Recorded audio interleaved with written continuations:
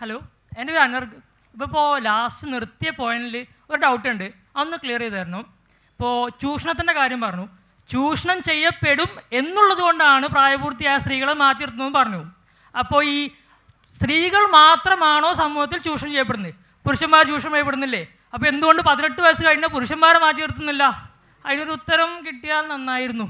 ഇസ്ലാം ഇവിടെ നേരത്തെ സൂചിപ്പിച്ചു, ഇസ്ലാം എല്ലാ തരത്തിലുള്ള ചൂഷണങ്ങൾക്കും എതിരെ നിൽക്കുന്ന, അതിനെ തടയുന്ന ഒരു മതമാണ്.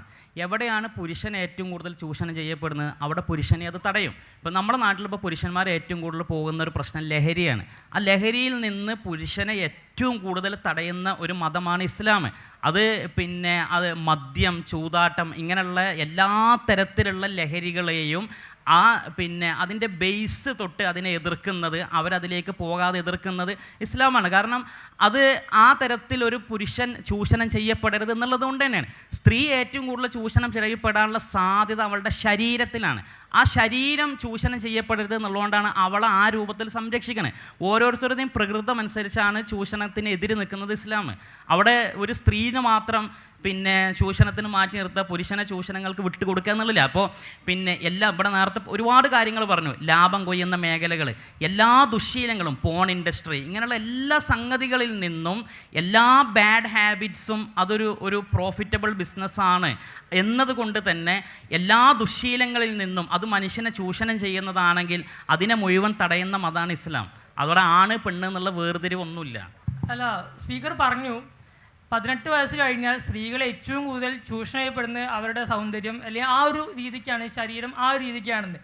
ആ ഒരു രീതിക്ക് തന്നെ പുരുഷന്മാരും സമൂഹത്തിൽ വളരെയധികം ചൂഷണം ചെയ്യപ്പെടുന്നുണ്ട്. അപ്പോൾ വളരെ ക്രൗഡായിട്ടുള്ള ഒരുപാട് സ്ഥലങ്ങളിൽ പുരുഷന്മാർ ചൂസ് ചെയ്യും. ഒറ്റ വ്യത്യാസമേ ഉള്ളൂ, സ്ത്രീകളത് പുറത്ത് പറയും, പുരുഷന്മാർ ഭൂരിപക്ഷം പുറത്ത് പറയുന്നില്ല. അപ്പോൾ അതുകൊണ്ട് ചൂഷണം നടക്കുന്നില്ല എന്നല്ല.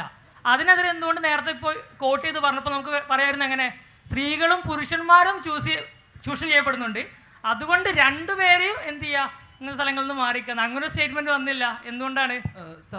സഹോദരൻ്റെ ചോദ്യത്തിലൊരു ചെറിയൊരു സ്ത്രീ വിരുദ്ധമായ അല്ലെങ്കിൽ സ്ത്രീകളുടെ പ്രശ്നങ്ങളെ പരിഗണിക്കാത്തൊരു സ്റ്റേറ്റ്മെന്റ് ഉണ്ടെന്നാണ് മനസ്സിലാക്കുന്നത്. തീർച്ചയായും ചില കുട്ടികളടക്കമുള്ള പുരുഷന്മാർ ലൈംഗികമായും മറ്റും പലതരത്തിൽ സമൂഹത്തിൽ ചൂഷണം ചെയ്യപ്പെടുന്നുണ്ട്. പക്ഷെ ആ ചൂഷണങ്ങൾ ഒരിക്കലും സ്ത്രീകൾ അനുഭവിക്കുന്ന ചൂഷണങ്ങളോട് സമീകരിക്കാവതല്ല. ഇവിടെ ഈ നാലുപുറം നിൽക്കുന്ന അനേകം സ്ത്രീകളോട് നിങ്ങൾ ചോദിച്ചു നോക്കുക, ഇവിടെ വന്ന പുരുഷന്മാരായിട്ടുള്ള ഭൂരിപക്ഷം ആളുകളും നേരിടാത്ത പ്രയാസങ്ങൾ ഇവിടെ വന്ന അരമണിക്കൂർ കൊണ്ട് അവർ നേരിട്ടിട്ടുണ്ടാവും. ഏറ്റവും കുറഞ്ഞത് കണ്ണുകൊണ്ടെങ്കിലും പുരുഷൻ്റെ തുറിച്ചു നോട്ടം അനുഭവിക്കാത്തൊരു സ്ത്രീ ഇവിടെ ഉണ്ടാവില്ല. അവിടെ സ്ത്രീകൾ അനുഭവിക്കുന്ന പ്രയാസങ്ങൾ എന്ന് പറഞ്ഞാൽ ഈവൻ വീടകങ്ങൾക്കുള്ളിൽ നിന്ന് പോലും, കുടുംബങ്ങളിൽ നിന്ന് പോലും ലൈംഗികമായ ചൂഷണങ്ങൾ ലഭിക്കുന്ന അനേകം ആയിരക്കണക്കിന് ലക്ഷക്കണക്കിന് സ്ത്രീകളുള്ള സമൂഹത്തിലാണ് നമ്മൾ ജീവിക്കുന്നത്. അല്ലെങ്കിൽ പല മേഖലകളിലൂടെ അവരുടെ പ്രയാസങ്ങൾ കാണുന്ന സമൂഹത്തിലാണ് നമ്മളുള്ളത്. പുരുഷന്മാർ അനുഭവിക്കുന്ന പ്രയാസങ്ങളല്ല എന്നല്ല, ചൂഷണങ്ങളും പീഡനങ്ങളും പ്രയാസങ്ങളല്ല എന്നല്ല, അതൊരിക്കലും സ്ത്രീകൾ അനുഭവിക്കുന്നതിനോട് സമീകരിക്കാവതല്ല. അത് അതിനേക്കാൾ എത്രയോ താഴെയാണ് നിൽക്കുന്നത്. ഇനി ആ ചൂഷണങ്ങളുടെ വേറെ 1-2 മേഖലകൾ ഞാൻ പറഞ്ഞാൽ, ഇപ്പോൾ ഈ സദസ്സ് എന്ന് പറയുന്നത് ഒരു മെഗാ അവാർഡ് ദാന ചടങ്ങാണ് നിങ്ങൾ വിചാരിക്കുക. അല്ലെങ്കിൽ ഇവിടെ കുറച്ച് ഡാൻസിൻ്റെ പ്രോഗ്രാംസും അതേപോലെ തന്നെ ചില പാട്ടുകളും പരിപാടികളൊക്കെ ഉള്ള കുറച്ച് ആഘോഷ സെലിബ്രേഷൻ വൈബ് പ്രോഗ്രാം എന്ന് വിചാരിക്കുക. ഇവിടെ 2 ആളുകൾ ഈ സെലിബ്രേഷൻ വൈബ് പ്രോഗ്രാമിൽ പെർഫോം ചെയ്യാൻ വേണ്ടി 2 പേര് വരികയാണെന്ന് വിചാരിക്കുക. ഒരു എ എന്ന് പറയുന്ന ആൾ, ഒരു ബി എന്ന് പറയുന്ന ആളും. ഒരാൾ പുരുഷനാണ്, ഒരാൾ സ്ത്രീയാണ്. ഈ 2 പേരുടെയും വസ്ത്രധാരണം എவ்விதമാവും എന്നത് മാത്രം ചിന്തിച്ചാൽ മതി ആരാണ് ചൂഷണം ചെയ്യുന്നതെന്ന് ആലോചിച്ച് വെക്കാൻ. ഇപ്പോൾ ലോകത്തെ ഏറ്റവും പ്രധാനപ്പെട്ട അവാർഡ് ദാനങ്ങളിൽ ഒന്നാണ് ഓസ്കാർ അവാർഡ് ദാന വേദിയിൽ ഒരു പുരുഷനും ഒരു സ്ത്രീയും ആങ്കറായിട്ട് വരികയാണെങ്കിൽ അതിൽ പുരുഷന്റെ വസ്ത്രം 90% അവൻ്റെ ശരീരഭാഗങ്ങളും മറച്ച വസ്ത്രമായിരിക്കും. അഥവാ അവൻ കോട്ട് ഇട്ടിട്ടുണ്ടാവും, സൂട്ട് ഇട്ടിട്ടുണ്ടാവും, ഷൂ ഇട്ടിട്ടുണ്ടാവും. അവൻ്റെ ശരീരത്തിൽ മറക്കാൻ സാധിക്കുന്ന ഭാഗങ്ങളെല്ലാം അവൻ മറച്ചിട്ടുണ്ടാവും. അവൻ്റെ ശരീരത്തിൽ പുറത്ത് കാണുന്നത് തലയും കഴുത്തും മാത്രമായിരിക്കും. അവിടെ ഒരു സ്ത്രീ വരുന്നത് എങ്ങനെയായിരിക്കും? ആ സ്ത്രീയുടെ ശരീരത്തിൻ്റെ 70% അവൾ തുറന്നിട്ടിട്ടായിരിക്കും വരിക. എന്തുകൊണ്ട് അവൾ തുറക്കേണ്ടി വരുന്നു? അവൾ അത് തൻ്റെ സ്വന്തം താല്പര്യമാണെന്ന ബോധ്യത്തിൽ തുറക്കുന്നതല്ല, അത് മനസ്സിലാക്കണം. അവൾ തുറക്കേണ്ടി വരികയാണ്. എന്തുകൊണ്ട് തുറക്കേണ്ടി വരുന്നു? ഇങ്ങനെ 4 ആൾ കാണുന്ന പരിപാടിയിൽ, ഇങ്ങനെ ഒരുപാട് ആളുകളുടെ സാക്ഷ്യം ലഭിക്കുന്ന ഒരു പരിപാടിയിൽ ഞാൻ വരേണ്ടത് ഇങ്ങനെയാണെന്നാണ് എന്നോട് പരസ്യങ്ങൾ പറഞ്ഞിട്ടുള്ളത്, എന്നോട് ഇന്ന മാർക്കറ്റിംഗ് കമ്പനികൾ പറഞ്ഞിട്ടുള്ളത്, എന്നോട് ഇന്ന ഫാഷൻ പ്രോഗ്രാമുകളും മറ്റു നിശ്ചയിക്കുന്ന അജണ്ടകൾ ഉണ്ടാക്കുന്ന അൽഗോരിതങ്ങൾ സെറ്റ് ചെയ്യുന്ന ആളുകൾ പറഞ്ഞിട്ടുള്ളത് അങ്ങനെയാണ്. ആ പ്രൊപ്പഗണ്ടകൾ ഇങ്ങനെയാണ് പറഞ്ഞത് എന്നതുകൊണ്ട് സ്ത്രീയുടെ ഏറ്റവും നല്ല വസ്ത്രത്തിൽ അതിൽ ഇന്ന ശരീരഭാഗങ്ങൾ പുറത്തേക്ക് കാണിക്കണം. ആ ബാധ്യത പുരുഷൻ ഇല്ലാത്തിടത്താണ് സ്ത്രീ ചൂഷണം ചെയ്യപ്പെടുന്നു എന്ന കാര്യം നമ്മൾ മനസ്സിലാക്കേണ്ടത്. ആ ബോധത്തിലേക്ക് നമ്മൾ എത്തേണ്ടത്. സ്ത്രീ ചൂഷണം ചെയ്യപ്പെട്ടുകൊണ്ടിരിക്കുകയാണ്. എത്ര കാലമായി? ഒരുപാട് നാളുകളായി അവർ ചൂഷണം അനുഭവിച്ചുകൊണ്ടിരിക്കുകയാണ്. ജന്മികൾ, ഈ നാടുവാഴികൾ, ഈ നാട്ടിൽ വാഴിയിരുന്ന അല്ലെങ്കിൽ അവർ വാണ്ടിരുന്ന കാലത്ത് അവർ സ്ത്രീകൾക്ക് മുകളിൽ നിയമം വെച്ചിരുന്നു. എന്താ നിയമം? അവളുടെ മാറ് തുറക്കണം. എന്തിനാ നിയമം? ആ മാറ് കണ്ട് പുരുഷൻ ആസ്വദിക്കണം. അപ്പൊ നാടുവാഴികൾ ഈ നാട്ടിൽ നിയമം തീരുമാനിച്ചിരുന്ന കാലത്ത് അവർക്ക് ആവശ്യമുള്ളത് സ്ത്രീയുടെ ശരീരം കാണലാണ്. അവർ ആ സ്ത്രീയുടെ ശരീരം കാണുന്ന പോലെ നിയമങ്ങൾ ഉണ്ടാക്കി. കാലം മാറി, ജനാധിപത്യം വന്നു, ഇത്തരം ധാർഷ്ട്യങ്ങൾക്ക് ഇന്ന് സ്ഥാനമില്ല എന്ന വകുപ്പ് വന്നു. അപ്പൊ എന്താ ചെയ്യുന്നത്? ഇന്നും പുരുഷന്മാരിലെ ഇത്തരത്തിലുള്ള മേൽക്കോയ്മകളും അതേപോലെ തന്നെ പുരുഷ ധാർഷ്ട്യങ്ങളും പ്രകടമാക്കുന്ന ആളുകൾക്ക് സ്ത്രീ ശരീരങ്ങൾ കാണണം. ആ സ്ത്രീ ശരീരങ്ങൾ കാണണമെങ്കിൽ എന്താ അവർ ചെയ്യാൻ പറ്റുന്ന മാർഗം എന്താ? ഇത്തരത്തിലുള്ള ധാർഷ്ട്യങ്ങളോടുള്ള കൽപ്പനകൾ ഇന്ന് വില പോവില്ല. അപ്പോൾ അവർക്ക് എന്താ വഴി? അവൾ ഇത്തരത്തിൽ വസ്ത്രം ധരിക്കലാണ് നല്ലത് എന്ന് അവളെ പറഞ്ഞ് പറ്റിക്കുക, അവളിൽ ആ ബോധ്യം ഉണ്ടാക്കുക. എന്തുകൊണ്ട്? താങ്കൾ ചോദിച്ച അതേ ചോദ്യം തിരിച്ചു വയ്ക്കുക. പുരുഷന്മാർക്ക് എന്തുകൊണ്ട് നിയന്ത്രണം വേണ്ടാന്ന് ചോദിച്ചില്ലേ? അതേ ചോദ്യം തിരിച്ചു വയ്ക്കുക. എന്തുകൊണ്ട് ഇത്തരത്തിൽ വലിയ പ്രോഗ്രാമുകൾക്ക് ആങ്കർ ആകുന്ന, ഡാൻസേഴ്സ് ആയിട്ട് വരുന്ന, പാട്ടുകാരായിട്ട് വരുന്ന, ഇത്തരത്തിൽ ആളുകളെ എൻ്റർടൈൻ ചെയ്യാൻ വരുന്ന ആളുകളിൽ പുരുഷന്മാരുടെ ശരീരത്തിലെ വസ്ത്രം എന്തുകൊണ്ട് അവരുടെ ശരീരത്തിലെ ഭൂരിഭാഗം ഭാഗങ്ങളെയും മറക്കുന്ന വസ്ത്രമാകുന്നു? എന്തുകൊണ്ട് സ്ത്രീകളുടെ വസ്ത്രം അവരുടെ ശരീരത്തിലെ ഭൂരിഭാഗത്തെ ഭാഗത്തെയും തുറക്കുന്ന വസ്ത്രങ്ങളാകുന്നു? കാരണം സമൂഹം അവളോട് അങ്ങനെ ആവശ്യപ്പെടുന്നു. പ്രധാനമായും പുരുഷ മേൽക്കോയ്മ അവളോട് അങ്ങനെ ആവശ്യപ്പെടുന്നു. അവളെ ആ പുരുഷ മേൽക്കോയ്മ ദുരുപയോഗം ചെയ്യുന്നു. 1-2 ഉദാഹരണങ്ങൾ കൂടി പറയാം. ഐറ്റം ഡാൻസ് എന്ന് പറയുന്നൊരു പ്രയോഗം നമ്മൾ കേട്ടിട്ടുണ്ടാവും. എന്താ ഐറ്റം ഡാൻസ്? ഐറ്റം എന്ന് പറഞ്ഞാൽ ചരക്ക് എന്നാണ് അർത്ഥം. ഐറ്റം ഡാൻസ് എന്നത് ചില സിനിമകളുടെ നടുവിൽ ആ കഥ ആവശ്യപ്പെടാത്ത മേഖലയിൽ ഒരു സ്ത്രീയുടെ ശരീരഭാഗങ്ങളും അവളുടെ സൗന്ദര്യവും സെക്ച്വലായി പ്രദർശിപ്പിക്കുന്ന രീതിയിൽ, വളരെ വൾഗറായി സെക്ഷ്വാലിറ്റി ഉള്ള രീതിയിൽ പ്രദർശിപ്പിക്കുന്ന ഡാൻസുകളാണ് ഐറ്റം ഡാൻസുകൾ. ആ സിനിമയുടെ ഐറ്റം ഡാൻസിന് മുന്നേയുള്ള ഭാഗത്തിനും ഐറ്റം ഡാൻസിന് ശേഷമുള്ള ഭാഗത്തിനും ഈ ഡാൻസിൻ്റെ ഒരു ആവശ്യമല്ല. ആ ഡാൻസ് ഇല്ലാതെയും അത് ചേർത്ത് വെക്കാൻ പറ്റുന്ന രീതിയിലാണുള്ളത്. എന്തുകൊണ്ട് ഈ ഡാൻസുകൾ അവിടേക്ക് പ്ലേസ് ചെയ്യപ്പെടുന്നു? ആ ഐറ്റം ഡാൻസിലൂടെ ചില പുരുഷന്മാർ അവിടേക്ക് ആകർഷിക്കപ്പെടണം. ആ ഐറ്റം ഡാൻസിലൂടെ ഇതിൻ്റെ കസ്റ്റമേഴ്സായി ചില പുരുഷന്മാർ മാറണം. അവിടെയാണ് പറയുന്നത് സ്ത്രീകൾ ചൂഷണം ചെയ്യപ്പെടുന്നു. സ്ത്രീകൾ പുരുഷന്റെ കണ്ണിന് ആഗ്രഹമുള്ള രീതിയിൽ വസ്ത്രം ധരിക്കാൻ നിർബന്ധിതരാകുന്നു. അവരോട് ഇത്തരത്തിലുള്ള ട്രെൻഡുകൾ സെറ്റ് ചെയ്ത്, പ്രൊപ്പഗണ്ടകൾ സെറ്റ് ചെയ്ത്, അൽഗോരിതങ്ങൾ സെറ്റ് ചെയ്ത്, ഇതാണ് അവർക്ക് മികച്ച സംവിധാനം എന്ന തെറ്റിദ്ധാരണ, മിഥ്യാധാരണ അവരിൽ ഉണ്ടാക്കി അവരെ പുരുഷൻ മുൻപ് ജന്മിമാർ മാറിടങ്ങൾ തുറപ്പിച്ചതുപോലെ തന്നെ ഇന്ന് ചില പുരുഷന്മാർ അവരെ ദുരുപയോഗം ചെയ്യുന്നു. ആ വിഷയത്തെ പറ്റിയാണ് പ്രത്യേകം സൂചിപ്പിക്കുന്നത്. അവിടെ പുരുഷൻ ഇങ്ങനെ ചൂഷണം ചെയ്യപ്പെടുന്നില്ല. പുരുഷൻ ഇത്തരത്തിലുള്ള നിർബന്ധങ്ങളുടെ അവരുടെ മുകളിലില്ല. ഇപ്പോൾ ഒരു പുരുഷൻ, ഇപ്പോൾ ഞങ്ങളിവിടെ വന്നിരിക്കുന്ന സമയത്ത് ഞങ്ങളാരും പ്രത്യേക മേക്കപ്പുകൾ ധരിച്ചിട്ടില്ല, അല്ലെങ്കിൽ മേക്കപ്പുകൾ ഉപയോഗിച്ചിട്ടില്ല. എന്നാൽ ഒരു സ്ത്രീ പ്രത്യേകം ഇടങ്ങളിലേക്ക് ഇറങ്ങുമ്പോൾ അവൾ പ്രത്യേകം മേക്കപ്പ് ഇട്ടിരിക്കണം. അവളുടെ തൊലി അത് ഗ്ലോ ഉള്ള തൊലി ആയിരിക്കണം. അവളുടെ ചീക്ക് അല്ലെങ്കിൽ അവളുടെ കവിളുകൾ അത് റോസ് നിറത്തിലുള്ളതാവണം. അത് ആ തരത്തിൽ തുളുമ്പുന്നതാവണം. അവളുടെ ആകൃതി ഈ വിധത്തിലുള്ളതായിരിക്കണം എന്ന അവളുടെ മേലുള്ള നിയമങ്ങൾ അത് ട്രെൻഡുകളിലൂടെയും മറ്റു സ്ഥാപിച്ചുകൊണ്ട് പുരുഷന്മാർ അവളെ പ്രയാസപ്പെടുത്തുകയാണ്. ആ പ്രയാസങ്ങളിൽ നിന്നും ആ ദുരുപയോഗത്തിൽ നിന്നുമാണ് അവളെ രക്ഷിക്കുന്നു എന്ന് പറയുന്നത്. അല്ലെങ്കിൽ അവർക്ക് അതിൽ നിന്ന് പുറത്തേക്കുള്ള മാർഗമാണ് ഇവിടെ നേരത്തെ സൂചിപ്പിച്ചത്. ഒരു കാര്യം കൂടി, ഈ പുരുഷന്മാരുടെ സെക്ഷൽ എക്സ്പ്ലോയിറ്റേഷൻ പറഞ്ഞല്ലോ, എന്തുകൊണ്ടാണ് എനിക്ക് തോന്നുന്നു ലോകത്ത് പുരുഷൻ സെക്ഷലി എക്സ്പ്ലോയിറ്റ് ചെയ്തതിനെതിരെ ആദ്യം ശക്തമായി സംസാരിച്ച ഒരേ ഒരു ദർശനം ഇസ്ലാമാണ്. ഒരു പ്രദേശത്ത് പുരുഷന്മാർ സെക്ഷലി എക്സ്പ്ലോയിറ്റ് ചെയ്യപ്പെട്ടപ്പോൾ അതിനു വേണ്ടി മാത്രമായി ഒരു പ്രവാചകനെ നിയോഗിച്ച മതമാണ് ഇസ്ലാം. പ്രോഫറ്റ് ലൂത്ത് അതിനു വേണ്ടി വന്നതായിരുന്നു. പ്രോഫറ്റ് ലൂത്തിൻ്റെ ഏറ്റവും പ്രധാനപ്പെട്ട ദൗത്യം പുരുഷന്മാരെ സെക്ഷൽ എക്സ്പ്ലോയിറ്റേഷന് രക്ഷിക്കുക എന്നുള്ളതായിരുന്നു. അവരെ ഒരു നേർമാർഗത്തിലേക്ക് നയിക്കുക എന്നുള്ളതായിരുന്നു. അപ്പോൾ അത് ഒരു ഏത് തരത്തിലുള്ള ചൂഷണം, അത് പെണ്ണോ ആണോ ആകട്ടെ, അതിനെതിരെ നിൽക്കുന്ന മതമായിരിക്കും ഇസ്ലാം എന്നുള്ളതാണ്. ഇപ്പോൾ 2013 ഇന്ത്യയിൽ വന്ന ആക്റ്റാണ് POSH act, prevention of sexual harassment against women act 2013. എന്തുകൊണ്ടാണ് അതേപോലെ ഒരു ആക്ട് മെന്നെ അഗെയിൻസ്റ്റ് ആയിട്ടില്ലാത്തത്? ഇന്ത്യൻ പീനൽ കോഡ് ആണിനോട് വിവേചനം കാണിക്കുകയാണ്. എന്താ ഒരു പെണ്ണിന് മാത്രമൊരു നിയമം? ഫസ്റ്റ് ഓഫ് ഓൾ ഇപ്പോൾ കുറേ കാര്യങ്ങൾ 2 സ്പീക്കേഴ്സും സംസാരിച്ചു. അപ്പോൾ ഓരോന്നിനായിട്ട് മറുപടി പറയാം. ഇപ്പോൾ ആദ്യം എനിക്ക് ക്ലിയർ ആക്കാനുള്ളത്, ഞാൻ ഒരിക്കലും ഇവിടെ എന്ത് പറഞ്ഞിട്ടില്ല, ഒരു സ്ത്രീ വിരോധമായിട്ടുള്ള കമൻറ്റ് പറഞ്ഞിട്ടില്ല. ഒരിക്കലും സ്ത്രീകൾ മോശപ്പെടുക അല്ലെങ്കിൽ സ്ത്രീകൾ മോശമാണ് അങ്ങനെ ഒരു അഭിപ്രായമേ എനിക്കില്ല. അങ്ങനെ എന്തിനെങ്കിലും ഫീൽ ആയിട്ടുണ്ടെങ്കിൽ അത് ദയവേത് മാറ്റി വെക്കുക. ഇനി അടുത്തൊരു കാര്യം, ഇപ്പോൾ പറഞ്ഞു സ്ത്രീകൾക്ക് ഒരുപാട് കാര്യങ്ങൾ നേരിടുന്നുണ്ട്, അത്രയൊന്നും ആണുങ്ങൾക്ക് നേരിടുന്നില്ല, പ്രശ്നങ്ങളില്ല എന്നൊക്കെയാണ് പറയുന്നത്. ഒരു കാര്യം ഞാൻ പറയട്ടെ, ഏറ്റവും കൂടുതൽ ഇന്ത്യയിൽ സ്ത്രീകൾ നേരിടുന്ന പ്രശ്നം അത് ഇപ്പോൾ പീഡനം എന്ന് പറഞ്ഞല്ലോ, പീഡനമല്ല, അതിനേക്കാൾ നോർമലുള്ള പുറത്തുനിന്നുള്ള പീഡനമല്ല, ഗാർഹിക പീഡനമാണ്, വീടിൻ്റെ അകത്തുനിന്നുള്ള പീഡനമാണ്, ഭർത്താക്കന്മാരിൽ നിന്നുള്ള പീഡനമാണ്, അതുപോലെ മറ്റ് പേര് ഒരു പറയാൻ ബുദ്ധിമുട്ടുള്ള കുടുംബക്കാരിൽ നിന്നും അടുത്ത ആളുകളിൽ നിന്നുള്ള പീഡനമാണ്. അപ്പോൾ അതൊന്ന്. പിന്നെ ഈ പൊതുസമൂഹത്തിൽ വന്ന് നിൽക്കുമ്പോൾ സ്ത്രീകൾ ചെറിയ വസ്ത്രം ധരിക്കുന്നു എന്ന് പറയുന്നത്, അതിന് പുരുഷന്മാരാണ് പറഞ്ഞത് വെച്ചാൽ പുരുഷന്മാരാണ് സ്പീക്കർ പറഞ്ഞത്, പുരുഷന്മാരാണ് സ്ത്രീകളെ ഇത്തരത്തിൽ വസ്ത്രങ്ങൾ ധരിക്കാനുള്ള സിറ്റുവേഷനിലേക്ക് പ്രൊപ്പഗാൻഡ എത്തിച്ച് അവരെ ഫോഴ്സ് ചെയ്യുന്നത്.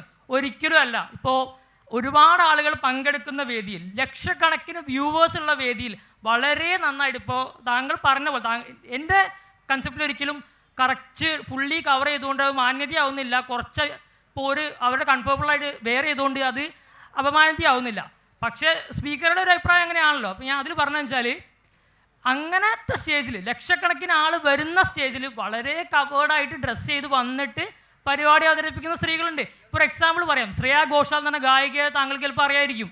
അപ്പോൾ ഈ ഗായികയുടെ പരിപാടികൾ ശ്രദ്ധിച്ചാൽ മതി, എങ്ങനെയാണ് അവർ വസ്ത്രം ധരിച്ച് വരുന്നിട്ടുള്ളത് പരിപാടികളിൽ. ഒരുപാട് എക്സ്പോസ് ആയിട്ട് നല്ല ഇരിക്കുന്നത്. തിരിച്ചൊരു ചോദ്യം ചോദിക്കട്ടെ, ഇപ്പം കവർ ചെയ്ത് ഒരു സ്ത്രീയും വരുന്നില്ല എന്നല്ല, അങ്ങനെ ഫോഴ്സ് ചെയ്യപ്പെടുന്ന സാഹചര്യം ഉണ്ട് എന്നുള്ളതാണ്. ഒറ്റ ചോദ്യം ചോദിക്കട്ടെ, ഐറ്റം ഡാൻസിനെ കുറിച്ച് പറഞ്ഞല്ലോ, എന്താണ് ഈ ഐറ്റം ഡാൻസ് എന്ന് പറഞ്ഞാൽ? അതിലെന്താ സംഭവം? ഒരു കാര്യം പറഞ്ഞു, ഒരു കാര്യം ക്ലിയർ ആയിട്ട് പറഞ്ഞു. ലോകത്തിലെ ഏത് ബിസിനസ് കൊടുക്കുക, ലോകത്തിപ്പോ റൺചോടൊക്കെ ഒക്കെ ബിസിനസ്സുകളാണല്ലോ, എല്ലാം ബിസിനസ് ആണല്ലോ ലോകത്തില്. ഈ ബിസിനസ്സിൽ ലോകത്തിലെ ഏറ്റവും വലിയ 2 ബിസിനസ് എന്താ അറിയോ? മെൻസ് ലസ്റ്റ്, ആണുങ്ങളുടെ ലസ്റ്റ്, അതാണ് ലോകത്തിലെ ഏറ്റവും വലിയ ബിസിനസ്. എന്റർടൈൻമെന്റ് ആയിട്ട് എടുക്കാം, നമുക്ക് വേറെ എല്ലാ മേഖലയിലും എടുക്കാം ആണ്. അതുപോലെയാണ് സ്ത്രീകളുടെ ബ്യൂട്ടി. അതിലെ ഈ 2 എണ്ണത്തിലും അവരുടെ ഇൻസെക്യൂരിറ്റീസിനെയാണ് ബിസിനസ് ആക്കുന്നത്. അപ്പൊ അതൊരിക്കലും ആണ് പെണ്ണിനെയോ പെണ്ണാണിനെയോ ചെയ്യുന്നല്ല, അതിൽ ചെയ്യുന്നവരിൽ 2 ജെൻഡറിലുള്ള ആളുകളുണ്ട്. ചോദിക്കുന്ന വളരെ സിമ്പിൾ ചോദ്യമാണ്, ഐറ്റം ഡാൻസ് എന്ന് പറഞ്ഞ സംഭവത്തിൽ അതിൽ എന്താ നടക്കുന്നത്? അവിടെ എന്താണ് ചരക്ക്? അവിടെ വിപണനം ചെയ്യപ്പെടുന്ന കാര്യം എന്താണ്? അതൊന്ന് പറഞ്ഞോണ്ടാ. ഇത്രയേ ഉള്ളൂ, പറഞ്ഞല്ലോ ഞാൻ. മെൻസ് ലസ്റ്റ് എന്നുള്ളൊരു ഘടകം, ആ ഘടകത്തെയാണ് യൂസ് ചെയ്യുന്നത്. ഇപ്പൊ അതുപോലെ തിരിച്ചും ചെയ്യുന്നുണ്ട്. എന്ന് വെച്ചാൽ അവിടെ എന്താണ് പ്രോഡക്റ്റ്? പെണ്ണിന്റെ ശരീരമാണ് അവിടെ വിൽക്കുന്നത്, പെണ്ണിന്റെ ബ്യൂട്ടിയാണ് അവിടെ വിൽക്കുന്നത്. നമ്മളിവിടെ ഇത്രേ പറയുന്നുള്ളൂ. ആ ഐറ്റം ഡാൻസ് എന്ന് പറഞ്ഞാൽ വളരെ സിമ്പിളായിട്ട് നമുക്ക് നേരിട്ട് മനസ്സിലാക്കാൻ പറ്റുന്ന ഒരു ഉദാഹരണം ആയതുകൊണ്ട് നേരിട്ട് പറഞ്ഞു എന്ന് മാത്രം. അവിടെ പെണ്ണിന്റെ ശരീരം കാണിച്ച് അവിടെ ബിസിനസ് ചെയ്യാൻ നമ്മൾ പറയുന്നു, അതിനെയാണ് നമ്മൾ ഒബ്ജക്റ്റിഫിക്കേഷൻ എന്ന് പറയാം, വസ്തുവൽക്കരണം എന്ന് പറയാം. എന്ന് വെച്ചാൽ പെണ്ണിന്റെ ശരീരത്തെ കേവലം ഒരു ഒബ്ജക്റ്റായി വിൽക്കാനുള്ള ഒബ്ജക്റ്റാക്കി മാറ്റുന്നു. ഇത് ഞാൻ പറയുന്നത്, ഏതെങ്കിലും ഒരു ആണ് പോയിട്ട് നീ അങ്ങനെ ഡ്രസ്സ് ഇടടി, നീ അങ്ങനെ കളിക്കടി എന്ന് പറഞ്ഞ് നിർബന്ധിച്ച് നേരിട്ട് ചെയ്യുന്നതല്ല. അത് സോഷ്യൽ പ്രഷർ മുഖേന അങ്ങനെ ചെയ്യപ്പെടുന്ന അവസ്ഥയുണ്ടാകുന്നു. ആ സാമൂഹ്യ സാഹചര്യത്തെയാണ് ഇവിടെ വിമർശന വിധേയമാക്കുന്നത്. അതേ സാമൂഹ്യ സാഹചര്യമാണ് പെണ്ണിനെ ഐ സ്റ്റോപ്പർ ആക്കുന്നത്. എന്താണ് ഈ ഐ സ്റ്റോപ്പർ എന്ന് പറഞ്ഞാൽ? നമ്മളൊക്കെ ഇവിടെയൊക്കെ വരുമ്പോൾ തിരിച്ചു പോകുമ്പോൾ ഒന്ന് ശ്രദ്ധിച്ചാൽ മതി, ഒരുപാട് ബിൽ ബോർഡുകൾ കാണാൻ സാധിക്കും, ഫ്ലക്സുകൾ കാണാൻ സാധിക്കും. ആ ഫ്ലക്സുകളിൽ മിക്കവാറും അത് ഷൂസിന്റെ പരസ്യമാണെന്നുണ്ടെങ്കിലും കാറിന്റെ പരസ്യമാണെന്നുണ്ടെങ്കിലും മൊട്ടുസൂചിന്റെ പരസ്യമാണെന്നുണ്ടെങ്കിലും ഒരു പെണ്ണിനെ അവിടെ വെച്ചിട്ടുണ്ടാകും. എന്തായിട്ട്? നമ്മൾ അഡ്വർടൈസ്മെന്റിൽ നമ്മൾ പറയാം ഐ സ്റ്റോപ്പർ എന്നാണ്. ആണിന്റെ കണ്ണിനെ സ്റ്റോപ്പ് ചെയ്യാനുള്ള വസ്തുവായിട്ട് പെണ്ണിന്റെ ശരീരത്തെ മാറ്റുന്നു. ഇതാണ് ഏറ്റവും വലിയ സ്ത്രീ വിരുദ്ധത. ഇവിടെ നടക്കുന്നത് ഒരു ചൂഷണമാണ്. പെണ്ണിന്റെ ശരീരത്തെ വസ്തുവൽക്കരിച്ചുകൊണ്ട് വിപണനം നടത്തുക എന്ന് പറയുന്ന സ്ത്രീ വിരുദ്ധതയാണ് നടക്കുന്നത്. ആ സ്ത്രീ വിരുദ്ധതക്കെതിരെ ഒരു നിലപാട് സ്വീകരിക്കുക എന്നതാണ്, ഞാൻ നേരത്തെ പറഞ്ഞല്ലോ, ഹിജാബ് എന്ന് പറയുന്ന ഒരു പൊളിറ്റിക്കൽ സ്റ്റേറ്റ്മെന്റ് ആണെന്ന് പറഞ്ഞില്ലേ. അങ്ങനെ എൻ്റെ ശരീരം എന്ന് പറഞ്ഞാൽ, എൻ്റെ വാല്യൂ എന്ന് പറഞ്ഞാൽ 2 ആണുങ്ങൾ നോക്കി കമൻ്റ് അടിക്കുന്നതോ അല്ലെങ്കിൽ അതിൻ്റെ കർവിനെ കുറിച്ച് അഭിപ്രായം പറയുന്നതോ നല്ല ചരക്കാണെന്ന് പറയുന്നതിലോ അല്ല ഒരു സ്ത്രീയുടെ വാല്യൂ. അങ്ങനെ ആണുങ്ങളുടെ കമന്റ് നോക്കിയിട്ടല്ല പെണ്ണിന്റെ വാല്യൂ നിശ്ചയിക്കപ്പെടേണ്ടത്. അതുകൊണ്ട് തന്നെ ആണിന്റെ കമന്റ് അടിക്കും, അതുപോലെ തന്നെ ആണിന്റെ ഐ സ്റ്റോപ്പറായിട്ടും എൻ്റെ ശരീരം മാറ്റാൻ ഞാൻ ഒരുക്കമല്ല എന്നുള്ള പൊളിറ്റിക്കൽ സ്റ്റേറ്റ്മെന്റ് കൂടിയാണ് ഹിജാബ്. അതായത് എന്നെ നിങ്ങൾ ബഹുമാനിക്കേണ്ടതും എന്നെ നിങ്ങൾ വാല്യൂ ചെയ്യേണ്ടതും നിങ്ങളുടെ ഈ ഐസ്റ്റോപ്പർ ആക്കിക്കൊണ്ടോ അല്ലെങ്കിൽ ഇങ്ങനെയുള്ള ചരക്കാക്കിക്കൊണ്ടോ അല്ല, എൻ്റെ വാല്യൂ കൊണ്ടാണ്. എനിക്കൊരു വ്യക്തിത്വമുണ്ട്, എനിക്കൊരു വിദ്യാഭ്യാസമുണ്ട്, എനിക്ക് ചില നിലപാടുകളുണ്ട്. ആ നിലപാടുകളുടെയും വ്യക്തിത്വത്തിൻ്റെയും പേരിലാണ് നിങ്ങൾ എന്നെ എന്ത് ചെയ്യേണ്ടത്, വിലയിരുത്തേണ്ടത് എന്ന സ്റ്റേറ്റ്മെൻ്റ് ആണ് യഥാർത്ഥത്തിൽ ഹിജാബ്. അപ്പം അതുകൊണ്ട് ഈ നേരത്തെ പറഞ്ഞ ഒരു സ്ലഷ് അല്ലെങ്കിൽ അതുപോലെ തന്നെ ആണിൻ്റെ ആ രൂപത്തിലുള്ള ഇത്തരത്തിലുള്ള പിന്നെ ലൈംഗികമായ അഭിനിവേശം അല്ലെങ്കിൽ അത്തരത്തിലുള്ള ഗെയ്സ്, ഇതിനൊക്കെ തടയിടുകയാണ് ഇസ്ലാം. നിങ്ങൾ അത് യഥാർത്ഥത്തിൽ ഒരു പിന്നെന്താ പറയുക, പുരുഷന്മാരുടെ ബയോളജിക്കലായ ഒരു ടെൻഡൻസിയെ തടയിട്ടുകൊണ്ട് അങ്ങനെ നിങ്ങൾ നോക്കാൻ എന്നെ കിട്ടില്ല എന്ന സ്റ്റേറ്റ്മെൻ്റാണ് യഥാർത്ഥത്തിൽ ഹിജാബ്. ഒരു കാര്യമാണ് ഇതിലിപ്പോൾ പറഞ്ഞുകൊണ്ട് ഇതിനുള്ളൊരു മറുപടി ആയിട്ട് പറയുകയാണ്. ഇപ്പോൾ വെച്ചാൽ ഹിജാബ് ഇടുന്നതിനെ ഞാൻ റെസ്പെക്ട് ചെയ്യുന്നുണ്ട്. അത് ഓരോരുത്തരുടെ എന്താണ് ചോയ്സാണ്.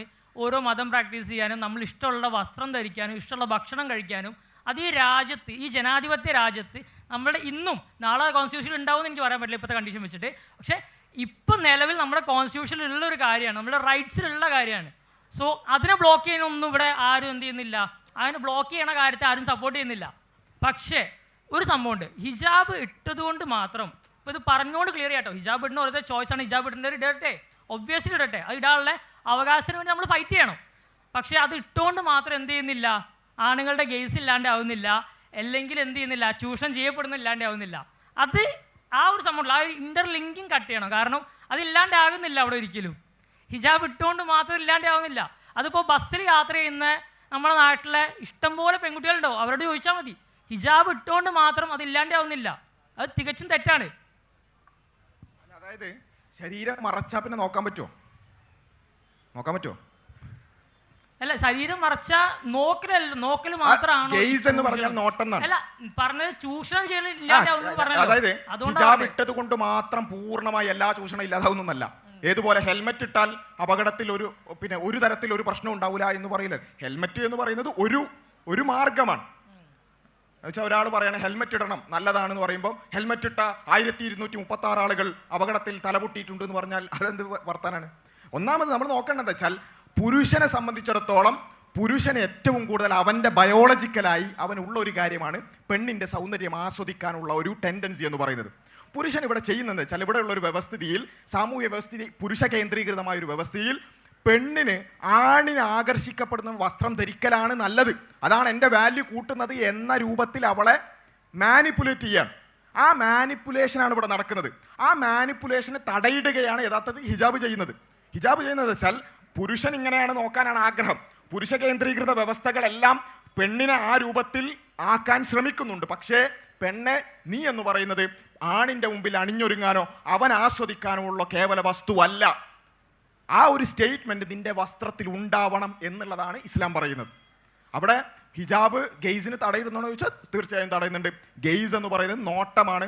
ആ നോട്ടമാണ് പുരുഷൻ്റെ സെക്ഷൽ പ്ലഷറിൻ്റെ ട്രിഗറിങ്ങിൻ്റെ തുടക്കം എന്ന് പറയുന്നത്.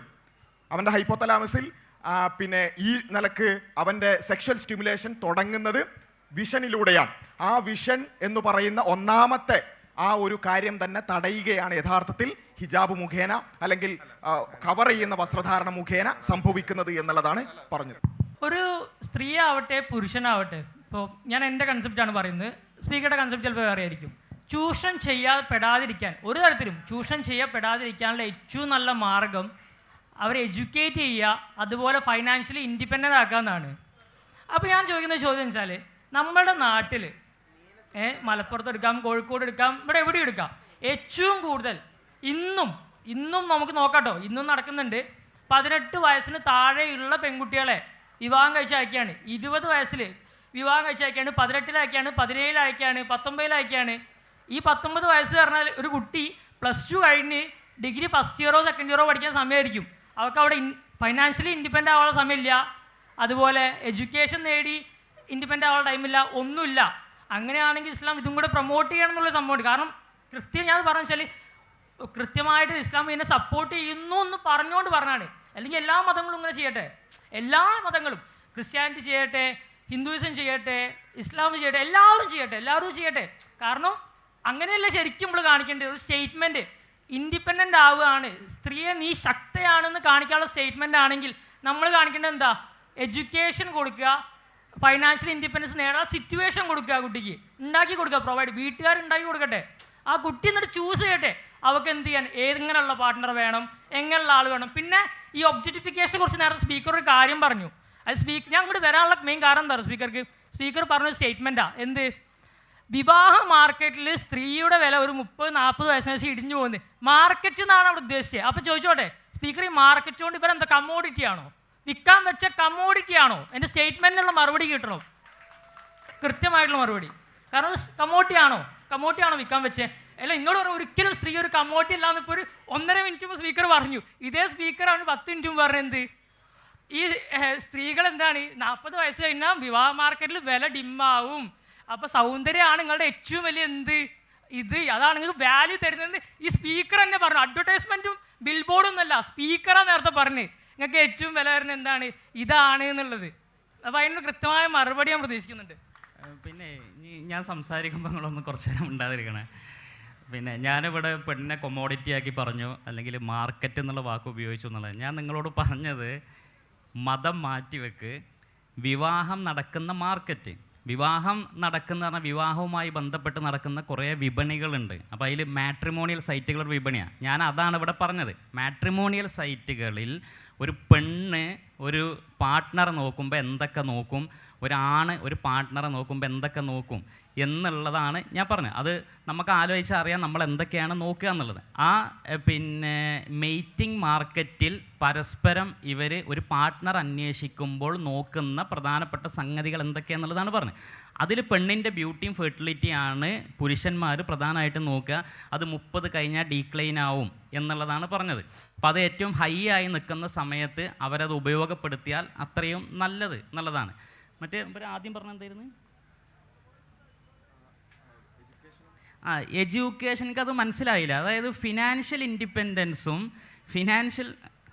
ഞാൻ പറഞ്ഞോട്ടെ, ഫൈനാൻഷ്യൽ ഇൻഡിപെൻഡൻസ് എങ്ങനെയാണ് ഒരു പെണ്ണിൻ്റെ സേഫ്റ്റിയിലേക്ക്, അല്ലെങ്കിൽ ഒരു പെണ്ണ് എക്സ്പ്ലോയിറ്റ് ചെയ്യപ്പെടാതിരിക്കാനുള്ള ഒരു സാഹചര്യത്തിലേക്ക് കോറിലേറ്റ് ചെയ്യപ്പെടുന്നത് എന്നുള്ളത്, അങ്ങനെ എന്തെങ്കിലും പഠനങ്ങളുണ്ടോ, സർവേ ഉണ്ടോ എന്ന് എനിക്കറിയില്ല. ഇവിടെ പിന്നെ ഇസ്ലാം ഒരു പെണ്ണിനോട് പറയുന്നത് എന്താണെന്നറിയാം? ഇസ്ലാം ഒരു പെണ്ണിനോട് പറയുന്നത്, നീ സ്വയം ഫൈനാൻഷ്യലി എന്തെങ്കിലും നേടണം എന്ന് പോലും പറയണില്ല. അവൾക്ക് നേടണമെങ്കിൽ നേടാം. അവളെ എപ്പോഴും ഒരു പുരുഷൻ ഫൈനാൻഷ്യലി പ്രൊവൈഡ് ചെയ്തിരിക്കണം. അത് ആ പുരുഷൻ്റെ നിർബന്ധമാണ്. സാർ ഒന്ന് അടങ്ങടോ, എന്താണ് ഇങ്ങനെ, അതൊന്ന് പറഞ്ഞോട്ടെ. ഇപ്പം നിങ്ങൾക്ക് മാത്രമല്ലല്ലോ, ഇവിടെ ഉള്ളവർക്കൊക്കെ മനസ്സിലാവണ്ടേ. ഇപ്പോ എന്താ അറിയോ, ഇപ്പൊ ചോദിച്ചല്ലോ ഒരു കാര്യം, പ്രസംഗിച്ചല്ലോ, പ്രസംഗിച്ചു, മറുപടി നമുക്ക് താങ്കൾ പറയുന്ന ഓരോ പോയിന്റും ഞങ്ങൾക്ക് മറുപടി ഉണ്ടായിരുന്നു. ഞങ്ങൾ ഇരുന്ന് കേട്ടത് എന്താണെന്ന് ചോദിച്ചാൽ താങ്കളുടെ വ്യൂ പോയിന്റ് മനസ്സിലാക്കാൻ വേണ്ടിയിട്ടാണ്. അതേപോലെ തിരിച്ചും ഉണ്ടാവണം. ഓക്കെ, അപ്പൊ അതൊന്ന് കേൾക്കാനുള്ള ഒരു സഹിഷ്ണുത നല്ലതാണ്. ഞാൻ പറയാം, ഇവിടെ പിന്നെ ഒരു പെണ്ണിനോട് ഇസ്ലാം പറയുന്നത് എന്താണെന്ന് വെച്ചാൽ, അവൾ ഏതെങ്കിലും തരത്തിലൊരു ഫിനാൻഷ്യൽ ഇൻഡിപെൻഡൻസിലേക്ക് വേണ്ടി എത്രയും നേരത്തെ എന്തെങ്കിലും തയ്യാറെടുക്കണം എന്നൊരു നിർബന്ധമില്ല. അവൾക്ക് വേണമെങ്കിൽ ചെയ്യാം. പക്ഷേ അവൾ ഏത് സമയത്താണെങ്കിലും ഒരു പുരുഷൻ, അവളുടെ ഏറ്റവും അടുത്ത ബ്ലഡ് റിലേഷനിലുള്ള ഒരു പുരുഷൻ അവളുടെ സാമ്പത്തികമായ മുഴുവൻ ഉത്തരവാദിത്വം ഏറ്റെടുത്ത് ചെയ്യണം. അത് പഠിക്കാനുള്ളതാണെങ്കിൽ പഠിക്കൽ, വിവാഹമാണെങ്കിൽ വിവാഹം, എന്താണെങ്കിലും ചെയ്യണം എന്നുള്ളതാണ്. അതിൻ്റെ അപ്പുറത്ത് അവൾക്ക് ഇനി എന്തെങ്കിലും ചെയ്യണമെങ്കിൽ ചെയ്യാം. പക്ഷേ എത്രയും നേരത്തെ അവൾക്ക് ഫിനാൻഷ്യൽ ഇൻഡിപെൻഡൻസ് കിട്ടിയാൽ, കാരണം ഒരു മുസ്ലിം സ്ത്രീയെ സംബന്ധിച്ച് അവൾ ലൈഫ് ടൈമിൽ ഫുള്ള് ഫിനാൻഷ്യലി ഇൻഡിപെൻഡൻ്റ് ആണ്. ഒരു പുരുഷൻ എപ്പോഴും അവളെ ഫിനാൻഷ്യലി പ്രൊട്ടക്റ്റ് ചെയ്യാനുണ്ട് എന്നുള്ളതാണ്. ഇനി അവളായിട്ട് അതിന് പ്രത്യേകിച്ചൊരു ശ്രമം നടത്തേണ്ട ആവശ്യമില്ല. അവൾക്ക് ആവശ്യമുണ്ടെങ്കിൽ ചെയ്യാം. അങ്ങനെ ലൈഫ് ടൈം മുഴുവൻ ഫിനാൻഷ്യലി ഇൻഡിപെൻഡൻ്റ് ആയ ഒരു പെണ്ണിന് അവൾക്ക് എത്രയും നേരത്തെ വിവാഹം കഴിച്ചുകൂടെ? പിന്നെ അതിൽ വേറെ പ്രശ്നങ്ങളൊന്നുമില്ലല്ലോ. ആ വിവാഹം അവളെ കൂടുതൽ പ്രൊട്ടക്റ്റ് ചെയ്യാണ് ചെയ്യുന്നത്. കാരണം പരസ്പരം പാർട്ട്നേഴ്സ് തമ്മിലുള്ള ഒരു പ്രൊട്ടക്ഷൻ കൂടിയും അവൾക്ക് അവിടെ കിട്ടുകയാണ്. അപ്പോൾ വിവാഹം എന്നുള്ളത് അത് സ്ത്രീയെ കൂടുതൽ ചൂഷണത്തിൽ നിന്ന് മുക്തമാക്കുന്നു എന്ന് മാത്രമല്ല, അവൾക്ക് അവിടെ ഫിനാൻഷ്യലി കിട്ടേണ്ട എല്ലാ പ്രൊട്ടക്ഷനും കിട്ടുന്നുണ്ട് എന്നുള്ളതാണ് ഇസ്ലാമിൽ വിവാഹം എന്നുള്ള കൺസെപ്റ്റ് കൊണ്ട് നടക്കുന്നത്. ഇനി മലപ്പുറത്ത് ഏതെങ്കിലും പെണ്ണുങ്ങൾ 18-19 വയസ്സിൽ വിവാഹം കഴിക്കുന്നുണ്ടെങ്കിൽ, ഒരു പെണ്ണ് അത് ആഗ്രഹിക്കുന്നുണ്ടെങ്കിൽ അത് അവളുടെ അവകാശമാണ്. അതിൽ നമുക്ക് എന്തിനത്ര ചൊറിച്ചിൽ? ഇതത് മനസ്സിലാണില്ല. ഒരു ഇസ്ലാമിലൊരു പെണ്ണിനെ ഇസ്ലാമിലൊരു പെണ്ണിനെ വിവാഹം കഴിപ്പിക്കണമെങ്കിൽ ആ പെണ്ണ് യെസ് പറയാതെ ഒരു വാപ്പാക്കും ആ കല്യാണം നടത്താൻ പറ്റൂല. അങ്ങനെ കല്യാണം നടന്നാൽ ആ കല്യാണം വാലിഡ് അല്ല എന്നുള്ളത് ഇസ്ലാമിൽ എഴുതി വെച്ച നിയമമാണ്. ഒരു പെണ്ണ് യെസ് പറയാതെ ഇസ്ലാമിലൊരു വിവാഹം നടന്നാൽ ആ വിവാഹം വാലിഡ് അല്ല എന്നുള്ളത് എഴുതി വെച്ച നിയമമാണ്. ഇനി ഒരു പെണ്ണ് ആഗ്രഹിക്കുന്നുണ്ടെങ്കിൽ അവൾ 18ാമത്തെ വയസ്സിൽ വിവാഹം കഴിക്കുന്നതിന് നമുക്ക് എന്തിനാണ് അസഹിഷ്ണുത? അവളുടെ അവകാശമാണ്. അവൾ കല്യാണം കഴിച്ചിരിക്കണം. അങ്ങനെ അതിനല്ലേ നമ്മൾ വേണ്ടി നിലകൊള്ളേണ്ടത്. അതല്ലാതെ പിന്നെ എന്തിനാണ് ഇത്ര അസഹിഷ്ണുത? മലപ്പുറത്ത് 18ാം വയസ്സിൽ പെണ്ണുങ്ങൾ കല്യാണം കഴിക്കുന്നുണ്ട് എന്നുള്ളത്. പിന്നെ രണ്ടാമത്തെ ഒരു കാര്യം, ഈ ഫിനാൻഷ്യൽ ഇൻഡിപെൻഡൻസ് പറഞ്ഞുകൊണ്ട് ഒറ്റ പോയിന്റ് കൂടി പറയാം. ചരിത്രത്തിൽ ഇസ്ലാമിക് സൊസൈറ്റികളിൽ മാത്രം നമുക്ക് കാണാൻ പറ്റുന്ന ഒരു കാര്യമുണ്ട്. ഇപ്പോൾ താങ്കൾക്ക് അറിയുമോ എന്നറിയില്ല, മോഡേൺ യൂണിവേഴ്സിറ്റിയിൽ ആദ്യത്തെ യൂണിവേഴ്സിറ്റിയായി അറിയപ്പെടുന്നത് യൂണിവേഴ്സിറ്റി ഓഫ് ഖറാവീൻ എന്ന് പറയുന്ന ഒരു യൂണിവേഴ്സിറ്റിയാണ്. നിങ്ങൾ ഈ ഗൂഗിളിൽ ഇപ്പം തന്നെ സെർച്ച് ചെയ്താൽ മനസ്സിലാവും. ഫാത്തിമ അൽ ഫിഹിരി എന്ന് പറയുന്ന ഒരു മുസ്ലിം സ്ത്രീയാണ് മോഡേൺ യൂണിവേഴ്സിറ്റിയിൽ ആദ്യത്തെ യൂണിവേഴ്സിറ്റി ഉണ്ടാക്കിയത്. എങ്ങനെയാണ് ഇസ്ലാമിക് സൊസൈറ്റിയിൽ സ്ത്രീകൾക്ക് ലോകത്തെ ആദ്യത്തെ മോഡേൺ യൂണിവേഴ്സിറ്റി സ്ഥാപിക്കാൻ പറ്റുന്ന രൂപത്തിലേക്ക് അവർക്ക് എത്താൻ സാധിച്ചത് എങ്ങനെയാണ്? നമുക്ക് പിന്നെ ഖലീഫമാരുടെ പീരീഡ് എടുത്ത് പരിശോധിച്ച് നോക്കിയാൽ അവിടെ സ്ത്രീകൾ ഏറ്റവും കൂടുതൽ വഖഫ് നൽകിയതായിട്ട് കാണാൻ സാധിക്കും. വഖഫ് എന്ന് വെച്ചാൽ ഈ അനാഥ സംരക്ഷണത്തിന് വേണ്ടിയും അതുപോലെ തന്നെ ആരാധനാലയങ്ങൾക്ക് വേണ്ടിയും സ്കൂളുകൾക്ക് വേണ്ടിയൊക്കെ ലാൻഡ് കൊടുക്കുന്നത് കൂടുതലായിട്ടും സ്ത്രീകളാണ്. എങ്ങനെ ഇത് സുഹൃത്ത് മനസ്സിലാക്കണം. അതെങ്ങനെയാണെന്ന് ചോദിച്ചാൽ അവിടെ മുസ്ലിം സൊസൈറ്റിയിൽ, അതായത് ഇസ്ലാം പൂർണ്ണമായി ഇംപ്ലിമെൻ്റ് ചെയ്യപ്പെട്ട സൊസൈറ്റികളിൽ സ്ത്രീകൾ ഫിനാൻഷ്യലി ഇൻഡിപെൻഡൻ്റ് ആയിരുന്നു എന്നുള്ളത് കൊണ്ടാണത്.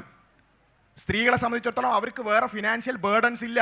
ഒരു കുടുംബ സംവിധാനത്തിൽ മുഴുവൻ ഫിനാൻഷ്യൽ ബേർഡനും ആണിൻ്റെ തലയിലേക്ക് കൊടുക്കുകയും ആണ് നിർബന്ധമായും ഒരു പിന്നെ സ്ത്രീ ഉണ്ടെങ്കിൽ അവളുടെ വസ്ത്രവും അതുപോലെ തന്നെ ഭക്ഷണവും എല്ലാ കാര്യങ്ങളും ആണിൻ്റെ റെസ്പോൺസിബിലിറ്റി ആക്കി വെക്കുകയും അതിൻ്റെ കൂടെ സ്ത്രീക്ക് വേണമെങ്കിൽ അധ്വാനിക്കാം, അവൾക്ക് വേണമെങ്കിൽ ഇൻഹെറിറ്റ് ചെയ്യാം, അല്ലെങ്കിൽ അവൾക്ക് ബിസിനസ് ചെയ്യാം, എന്തും ചെയ്യാം, എങ്ങനെയും സമ്പാദിക്കാം.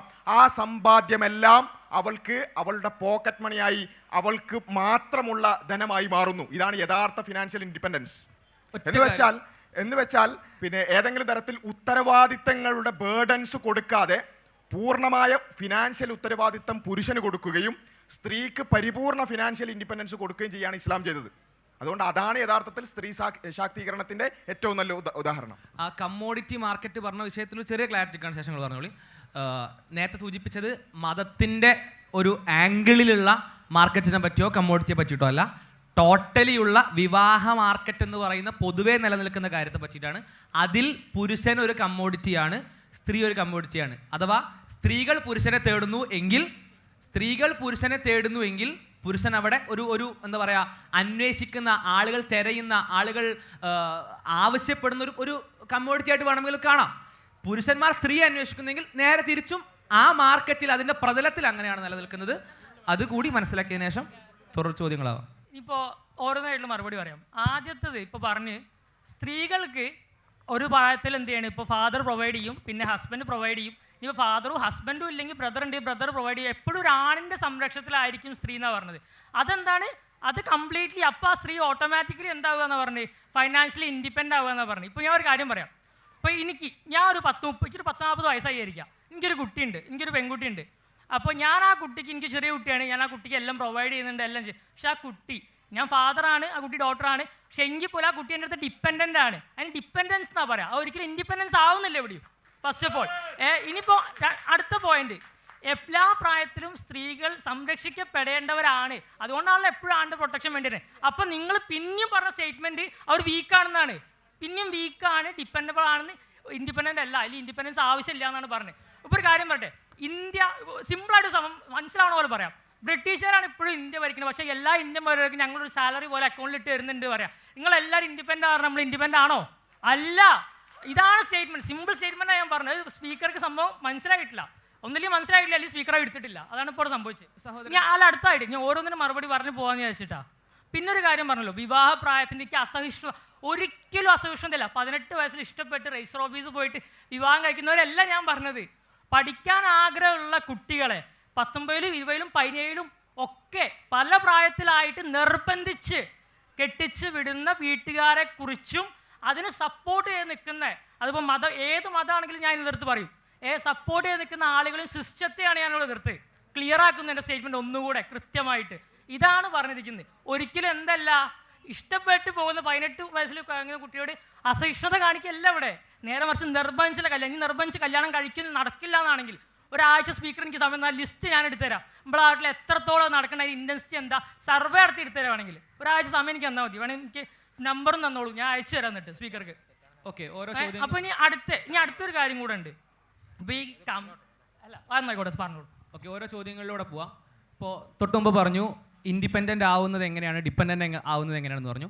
മനുഷ്യൻ ഏതെങ്കിലും അർത്ഥത്തിൽ പൂർണ്ണമായി ഇൻഡിപെൻഡൻ്റ് ആയിട്ട് ജീവിക്കാൻ കഴിയുന്നൊരു ജീവിയാണെന്ന് വിചാരിക്കുന്നുണ്ടോ? വിചാരിക്കുന്നുണ്ടോ? പറഞ്ഞോളൂ. മനുഷ്യൻ ഏതെങ്കിലും അർത്ഥത്തിൽ പൂർണ്ണമായി ഇൻഡിപെൻഡൻ്റ് ആയി ജീവിക്കാൻ കഴിയുന്ന ഒരു ജീവിയാണെന്ന് വിചാരിക്കുന്നുണ്ടോ?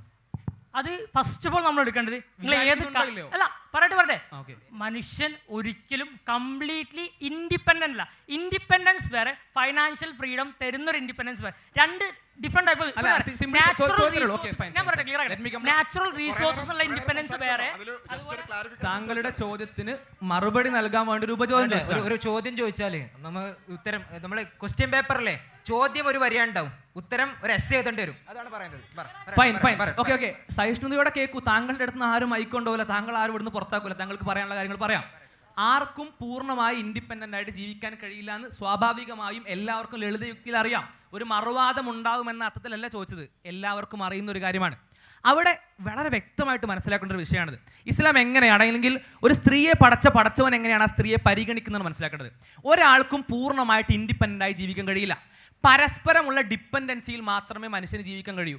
ആ ഡിപ്പെൻഡൻസിയെ ഏറ്റവും മനോഹരമായി അവതരിപ്പിക്കുകയാണ് മതം ചെയ്യുന്നത്. അല്ലെങ്കിൽ ആ ഡിപ്പെൻഡൻസിയെ പരസ്പരമുള്ള അനാവശ്യ ബാധ്യതകളായിട്ടല്ല, മറിച്ച് പരസ്പരമുള്ള ഏറ്റവും സ്നേഹത്തോടു കൂടി നൽകേണ്ട ബാധ്യതകളായിട്ടാണ് പഠിപ്പിക്കുന്നത്. ഇപ്പോൾ ഫോർ എക്സാമ്പിൾ, പുരുഷൻ സ്ത്രീയെ പൂർണ്ണമായിട്ട് ഡിപ്പെൻഡ് ചെയ്യുന്നുണ്ട് എന്തൊക്കെ വിഷയങ്ങളിൽ. ഇപ്പോൾ ലളിതമായി പറഞ്ഞാൽ, ഒരു പുരുഷനും സ്ത്രീക്കും ഒക്കെ പ്രധാനമാണ് തങ്ങൾക്കൊരു മക്കൾ ഉണ്ടാവുക, മകൻ ഉണ്ടാവുക, അല്ലെങ്കിൽ മകൾ ഉണ്ടാവുക എന്ന് പറയുന്ന വിഷയം. തങ്ങളുടെ സന്താന പരമ്പര മുന്നോട്ട് പോകുക എന്ന് പറയുന്ന കാര്യം, തങ്ങളുടെ മക്കൾ എന്ന് പറയുന്ന വിഷയം. ആ വിഷയത്തിൽ ഒരു സ്ത്രീയെ പുരുഷൻ പൂർണ്ണമായി ഡിപ്പെൻഡ് ചെയ്യേണ്ടി വരുന്നു. ആ സ്ത്രീ ആ കുട്ടി എന്ന വിഷയത്തിൽ ഇടുന്ന എഫേർട്ട് എന്ന് പറഞ്ഞാൽ പുരുഷൻ ഇടുന്നതിൻ്റെ എത്രയോ ഇരട്ടിയാണ്. ആ സ്ത്രീ ഒരു കുട്ടി ഉണ്ടാകുന്നതിന് വേണ്ടി എന്ത് ചെയ്യുന്നു? 13 14 വയസ്സിൽ ആ സ്ത്രീയുടെ ശരീരത്തിൽ മെനിസ്ട്രേഷൻ സ്റ്റാർട്ട് ചെയ്യുന്നു. ആ മെനാർക്ക് എന്ന് പറയുന്ന ആർത്തവ ആരംഭം എന്ന് പറയുന്ന കർമ്മത്തിൽ, അല്ലെങ്കിൽ ആ പ്രക്രിയയിൽ ആ സ്ത്രീയുടെ ശരീരത്തിൽ ഒരുപാട് മാറ്റങ്ങൾ സംഭവിക്കുന്നു, മാനസികമായ ഒരുപാട് മാറ്റങ്ങൾ സംഭവിക്കുന്നു. ആ സ്ത്രീ 30-40 വർഷം എന്ത് ചെയ്യുന്നു? ഈ ആർത്തവത്തിലൂടെ കടന്നു പോകുന്നു. എല്ലാ മാസവും അവൾ ഈ മാറ്റം സംഭവിക്കുന്നു. അത് അവളുടെ ശാരീരിക പ്രയാസങ്ങൾക്ക് കാരണമാകുന്നു, മൂഡ് സ്വിങ്സിന് കാരണമാകുന്നു, മാനസിക പ്രയാസങ്ങൾക്ക് കാരണമാകുന്നു.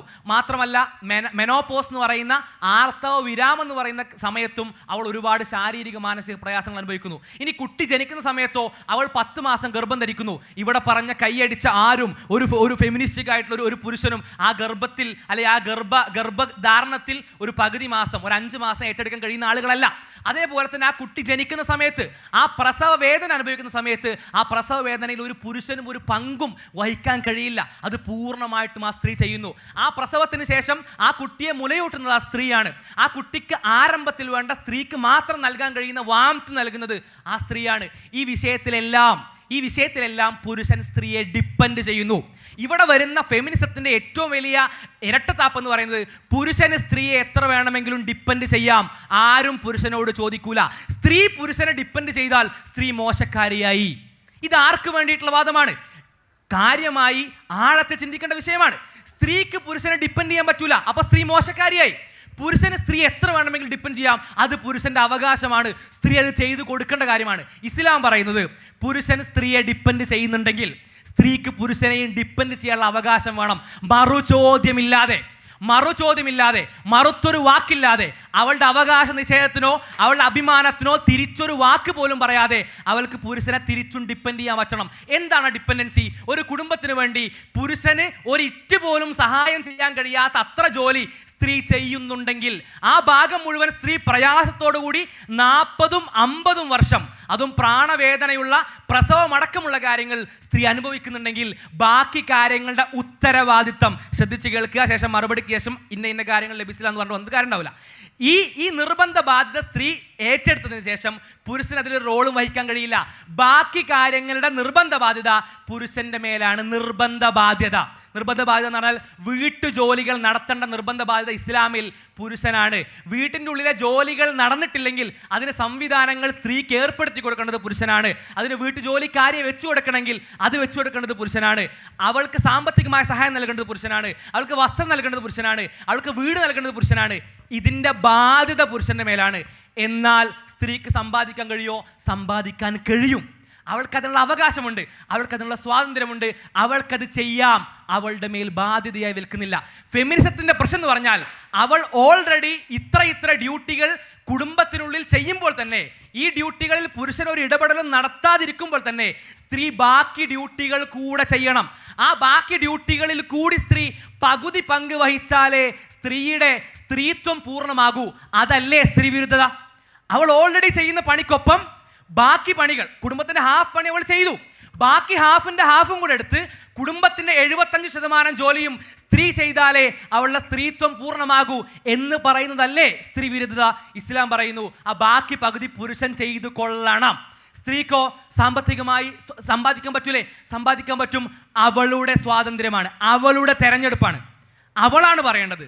അഥവാ 3 ഓപ്ഷനുകൾ സ്ത്രീയുടെ സാമ്പത്തിക വിഷയത്തിൽ എടുക്കാം. ഒന്ന്, സ്ത്രീക്ക് സമ്പാദിക്കാനേ പാടില്ല, അല്ലെങ്കിൽ സ്ത്രീ നിർബന്ധമായി സമ്പാദിച്ചോളണം. നിർബന്ധമായി സമ്പാദിച്ചോളണം എന്ന് പറയുന്ന പോസ്റ്റാണ് നേരത്തെ പറഞ്ഞ ഫെമിനിസ്റ്റ് എടുക്കുന്നത്. 3ാമത്തെ പോസ്റ്റ് എന്ന് പറയുന്നത് എന്താണ്? അവൾക്ക് വേണമെങ്കിൽ, അവളുടെ തീരുമാനമുണ്ടെങ്കിൽ മാത്രം അവൾക്ക് സമ്പാദിക്കാം. ഇസ്ലാം അവളുടെ സ്വാതന്ത്ര്യത്തിനൊപ്പാണ്, അവളുടെ ചോയ്സിനൊപ്പാണ്. അവൾക്ക് ചോയ്സ് ഉണ്ടെങ്കിൽ മാത്രമേ അവളെ സമ്പാദിക്കാൻ വിടാൻ പാടുള്ളൂ. ഇപ്പോൾ സമ്പാദിക്കാൻ വിടാൻ പാടുന്നില്ല, അവൾക്ക് സമ്പാദിക്കാൻ പാടുള്ളൂ.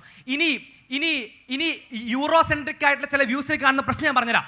പല കുടുംബങ്ങളിലും പുരുഷന്മാരും സ്ത്രീകളും ഒരുപോലെ സമ്പാദിക്കുന്നു. ഇതിൽ നേരത്തെ പറഞ്ഞ ഒരുപാട് ശാരീരിക പ്രയാസങ്ങളും മാനസിക പ്രയാസങ്ങളുമുള്ള അവസ്ഥയിൽ ഒരുപാട് സ്ത്രീകൾ തങ്ങളുടെ ജീവിതത്തിൻ്റെ മുന്നോട്ട് പോകുന്ന വേളയിൽ തങ്ങൾ ജോലി ചെയ്യുന്നില്ല എന്ന് തീരുമാനിക്കുന്നു. നേരത്തെ പറഞ്ഞതുപോലെ അവൾക്ക് തീരുമാനിക്കാനുള്ള റൈറ്റ് ഉണ്ട്, കാരണം അവൾ കുടുംബത്തിന് വേണ്ടി ഒരുപാട് കാര്യങ്ങൾ വേറെ ചെയ്യുന്നതാണ്. അങ്ങനെ തീരുമാനിക്കുമ്പോൾ മുൻപ് സ്ത്രീയും പുരുഷനും ഒരുപോലെ സമ്പാദിച്ച കുടുംബമായതുകൊണ്ട് ഫിനാൻഷ്യൽ ബാലൻസ് കിട്ടാത്തത് കൊണ്ട് പുരുഷന്മാർ സ്ത്രീയോട് ജോലിക്ക് പോകാൻ നിർബന്ധിക്കുന്നു. ഇസ്ലാം പറയുന്നു അങ്ങനൊരു നിർബന്ധിക്കാനുള്ള അവകാശവും പുരുഷനില്ല. അവളോട് ജോലിക്ക് പോ, സമ്പാദിക്ക്, ഇത്ര കാശ് കൊണ്ടുവാ എന്ന് പറയാനുള്ള അവകാശമില്ല. അവൾക്ക് സമ്പാദിക്കാതിരിക്കാനുള്ള അവകാശമുണ്ട്, അപ്പോൾ സ്ത്രീക്ക് പുരുഷനെ ഡിപ്പെൻഡ് ചെയ്യാനുള്ള അവകാശം വേണം. കംപ്ലീറ്റ് ഇൻഡിപെൻഡൻസി എന്ന ഉട്ടോപ്യൻ ആശയത്തിന് കൈയടിക്കുന്നതിൽ അർത്ഥമില്ല സഹോദരങ്ങളെ. ആ കൈയടി കേവലം നൈമിഷികമായ സുഖങ്ങളും ഡോപ്പമിൻ റഷും അഡ്രിനാലിൻ റഷും മാത്രമാണ് നമുക്ക് നൽകുക. മറിച്ച് പ്രായോഗികമായി ജീവിതത്തെ സമീപിക്കുക. അപ്പോൾ നമുക്ക് മനസ്സിലാക്കാൻ സാധിക്കും മനുഷ്യന് മ്യൂച്വൽ ഡിപ്പെൻഡൻസ് അനിവാര്യമാണ്. ആ മ്യൂച്വൽ ഡിപ്പെൻഡൻസ് എങ്ങനെ സംഭവിക്കുക? ഒരാൾ നിർബന്ധമായി മറ്റൊരാളെ ഡിപ്പെൻഡ് ചെയ്യുന്ന മേഖലകൾ ഉണ്ടെങ്കിൽ, അതല്ലാത്ത മേഖലകളിൽ ഈ ആൾക്ക് മറ്റേ ആളെ ഡിപ്പെൻഡ് ചെയ്യാനുള്ള അവകാശം വേണം. അവിടെയും അവൾ ഡിപ്പെൻഡ് ചെയ്യരുത്, നിർബന്ധമായും പോയി ബാക്കി പണി കൂടി ചെയ്യണം, എങ്കിലേ നിന്റെ സ്ത്രീത്വം പൂർണ്ണമാകൂ, സമ്പാദിച്ചാലേ നിന്റെ സ്ത്രീത്വം പൂർണ്ണമാകൂ എന്ന് പറയുന്നത് സ്ത്രീ വിരുദ്ധത തന്നെയാണ്. സുഹൃത്ത് ബോധപൂർവം സ്ത്രീ വിരുദ്ധത പറഞ്ഞതാണ് എന്ന് ഞങ്ങൾക്ക് തോന്നുന്നില്ല. ഇത് ഈ ഒരു മെന്റാലിറ്റിയുടെ ഒരു പ്രശ്നമാണ്. കാരണം പുരുഷൻ അത്രമേൽ സ്ത്രീയെ ഡിപ്പെൻഡ് ചെയ്താലും അതൊരു കുഴപ്പമില്ല. സ്ത്രീ ഒന്ന് തിരിച്ച് ഡിപ്പെൻഡ് ചെയ്യുമ്പോഴത്തേക്ക് ആകെ അവൾ പൂർണ്ണരല്ല, അവർ കുറഞ്ഞവരാണ് എന്ന ചിന്ത ആദ്യം മാറ്റുക. അത്തരത്തിൽ നമ്മൾ അന്തർലീനമായിട്ടുള്ള സ്ത്രീ വിരുദ്ധതകൾ മാറ്റുക എന്നുള്ളതാണ്. സുഹൃത്തൊന്ന് ശ്രദ്ധിക്കുക. നമുക്ക് ലിബറൽ എന്നൊക്കെ നമ്മൾ പറയുമ്പോൾ പൊതുവെ എല്ലാവരെയും സഹിഷ്ണുതയോടുകൂടി കേൾക്കാൻ പറ്റുന്നവർ, അപരൻ്റെ വാദങ്ങൾ സംഗീതം പോലെ കേൾക്കുന്നവർ എന്നൊക്കെയാണ് പറയുക. പക്ഷെ അത് നമുക്ക് ഒന്ന് പ്രാവർത്തികമായിട്ടും കൂടി കാണിച്ചു കൊടുത്തത് നല്ലല്ലേ. അപ്പോൾ ഏതായാലും ഇവിടെ ഒറ്റ കാര്യം, ഞാൻ തിരിച്ചൊരു ചോദ്യം ചോദിക്കുകയാണ്. ഫിനാൻഷ്യൽ ഇൻഡിപെൻഡൻസിൻ്റെ വിഷയം പറഞ്ഞതുകൊണ്ട് 2 ആളുകളാണ് ഉള്ളത്. ഒന്ന്, താങ്കൾ പറയുന്ന രൂപത്തിലുള്ള ഒരു ലിബറൽ സ്ത്രീ. ആ ലിബറൽ സ്ത്രീയെ സംബന്ധിച്ചിടത്തോളം അവർക്ക് ഒന്നുമില്ല, ബേസിക് ആയിട്ടുള്ള ഒന്നുമില്ല, അതൊന്നും ആരും ഏറ്റെടുത്തിട്ടില്ല. അവൾ സ്വന്തമായിട്ട് തന്നെ അധ്വാനിച്ചോളണം, നിർബന്ധമായും പിന്നെ എന്ത് ചെയ്യണം, ജോലിക്ക് പോയിക്കൊള്ളണം, സമ്പാദിച്ചോളണം എന്നുള്ള ഒരു സ്ത്രീ, ഒരു ലിബറൽ സ്ത്രീ ഒരു ഭാഗത്തുണ്ട്. മറുഭാഗത്ത് താങ്കൾ പ്രശ്നം പറഞ്ഞ മുസ്ലിം സ്ത്രീ, ആ മുസ്ലിം സ്ത്രീയെ സംബന്ധിച്ചിടത്തോളം അവർക്കുള്ള ബേസിക് ആയിട്ടുള്ള എല്ലാ കാര്യങ്ങളും വേറൊരാളുടെ ഉത്തരവാദിത്വമാണ്. ആ ഉത്തരവാദിത്വം അവൾക്ക് എന്ത് ചെയ്യും, അവൾ ജോലിക്ക് പോയാലും ഇല്ലെങ്കിലും അത് കിട്ടിക്കോളും. ഇവിടെ എവിടെയാണ് യഥാർത്ഥ ഇൻഡിപെൻഡൻസ് നടക്കുന്നത്? ഈ ലിബറൽ സ്ത്രീയെ സംബന്ധിച്ചിടത്തോളം അവളുടെ ബേസിക് നീഡിന് പോലും അവൾ എന്ത് ചെയ്യണം, അധ്വാനിച്ചിരിക്കണം നിർബന്ധമായിട്ടും. മുസ്ലിം സ്ത്രീയെ സംബന്ധിച്ചിടത്തോളം അവരുടെ ബേസിക് നീഡ്സ് മുഴുവൻ ഓൾറെഡി അവിടെ ഫുൾഫിൽ ചെയ്യപ്പെട്ട് കഴിഞ്ഞു. പിന്നെ അവൾ പഠിക്കുന്നുണ്ടെങ്കിൽ ഇസ്ലാമിൽ സ്ത്രീയുടെ പഠനത്തിന് ഒരു ലിമിറ്റും ഇല്ല. ഈ BSc ആകുമ്പോൾ നിർത്തണം, MSc ആകുമ്പോൾ നിർത്തണം, റിസർച്ച് ആകുമ്പോൾ ഒന്നുമില്ല, എത്ര വേണമെങ്കിലും പഠിക്കാം, ജോലിക്ക് പോകാം, ഒരു പ്രശ്നമില്ല. ആകെ എന്തേ ഉള്ളൂ, ബേസിക് നീഡ്സ് ഓൾറെഡി മതപരമായി തന്നെ മറ്റൊരാളുടെ ഉത്തരവാദിത്തമാണ്. ഇവിടെ ബേസിക് നീഡ്സ് ഓൾറെഡി തന്നെ മതപരമായി മറ്റൊരാളുടെ ഉത്തരവാദിത്തമാകുന്നതാണോ യഥാർത്ഥ ഫ്രീഡം? അതല്ല, എന്ത് ചെയ്യണം, ഓൾറെഡി ബയോളജിക്കലി ഉള്ള കുറേ ഉത്തരവാദിത്തങ്ങൾ, അമിത ഉത്തരവാദിത്തങ്ങൾ ഓൾറെഡി ചെയ്യണം. അതിൻ്റെ കൂടെ എന്ത് ചെയ്യണം, ഈ പറഞ്ഞ പിന്നെ ഫിനാൻഷ്യൽ ആയിട്ടുള്ള ബേർഡൻ കൂടി എടുക്കണം എന്ന് പറയുന്നതാണ് ഇൻഡിപെൻഡൻസ്. യഥാർത്ഥ ഇൻഡിപെൻഡൻസ് ഇവിടെ ബേസിക് നീഡ്സ് അതൊന്ന് കേൾക്കാനുള്ള ഒരു സാവകാശം കാണിക്കൂ. ബേസിക് നീഡ്സ് അത് നിറവേറ്റപ്പെടുകയും അതിനപ്പുറത്തേക്ക് പിന്നെ സമ്പാദിക്കാനുള്ള സ്വാതന്ത്ര്യം ഉണ്ടാകുമ്പോഴാണ് ഫിനാൻഷ്യൽ ഇൻഡിപെൻഡൻസ് ഉണ്ടാവുക. അതുകൊണ്ടാണ് ഇസ്ലാമിക് സൊസൈറ്റിയിൽ സ്ത്രീകൾ അത്രമേൽ ആദ്യത്തെ യൂണിവേഴ്സിറ്റി സ്ഥാപിക്കുന്നത് ഒരു മുസ്ലിം സ്ത്രീയാണ്. അഭിമാനത്തോടു കൂടിയാണ് പറയുന്നത്. അതെന്തുകൊണ്ട് അവർക്ക് സാധിച്ചു? അവർക്ക് അത്രമേൽ ഫിനാൻഷ്യൽ ഇൻഡിപെൻഡൻസ് ഉണ്ടായതുകൊണ്ടാണ്. അതാണ് നമ്മൾ മനസ്സിലാക്കേണ്ടത്. അങ്ങനെ നിർബന്ധിതമായി സ്ത്രീക്ക് ഓൾറെഡിയുള്ള ബയോളജിക്കലായ കർത്തവ്യങ്ങളുടെ മേലെ കൊടുക്കാതിരിക്കുക എന്നുള്ളതാണ് ദൈവിക മതമായതുകൊണ്ട്. മനുഷ്യനെ, ആണിനെയും പെണ്ണിനെയും സൃഷ്ടിച്ച ആണിൻ്റെയും പെണ്ണിൻ്റെയും പ്രകൃതം അറിയുന്ന പടച്ചോനിൽ നിന്നുള്ള നിയമമായതുകൊണ്ടാണ് ഇത്ര കൃത്യമായത്. നമ്മുടെ അന്തർലീനമായ സ്ത്രീവിരുദ്ധതകൾ മാറ്റിവെച്ചാൽ കുറേ നമുക്ക് മനസ്സിലാവും.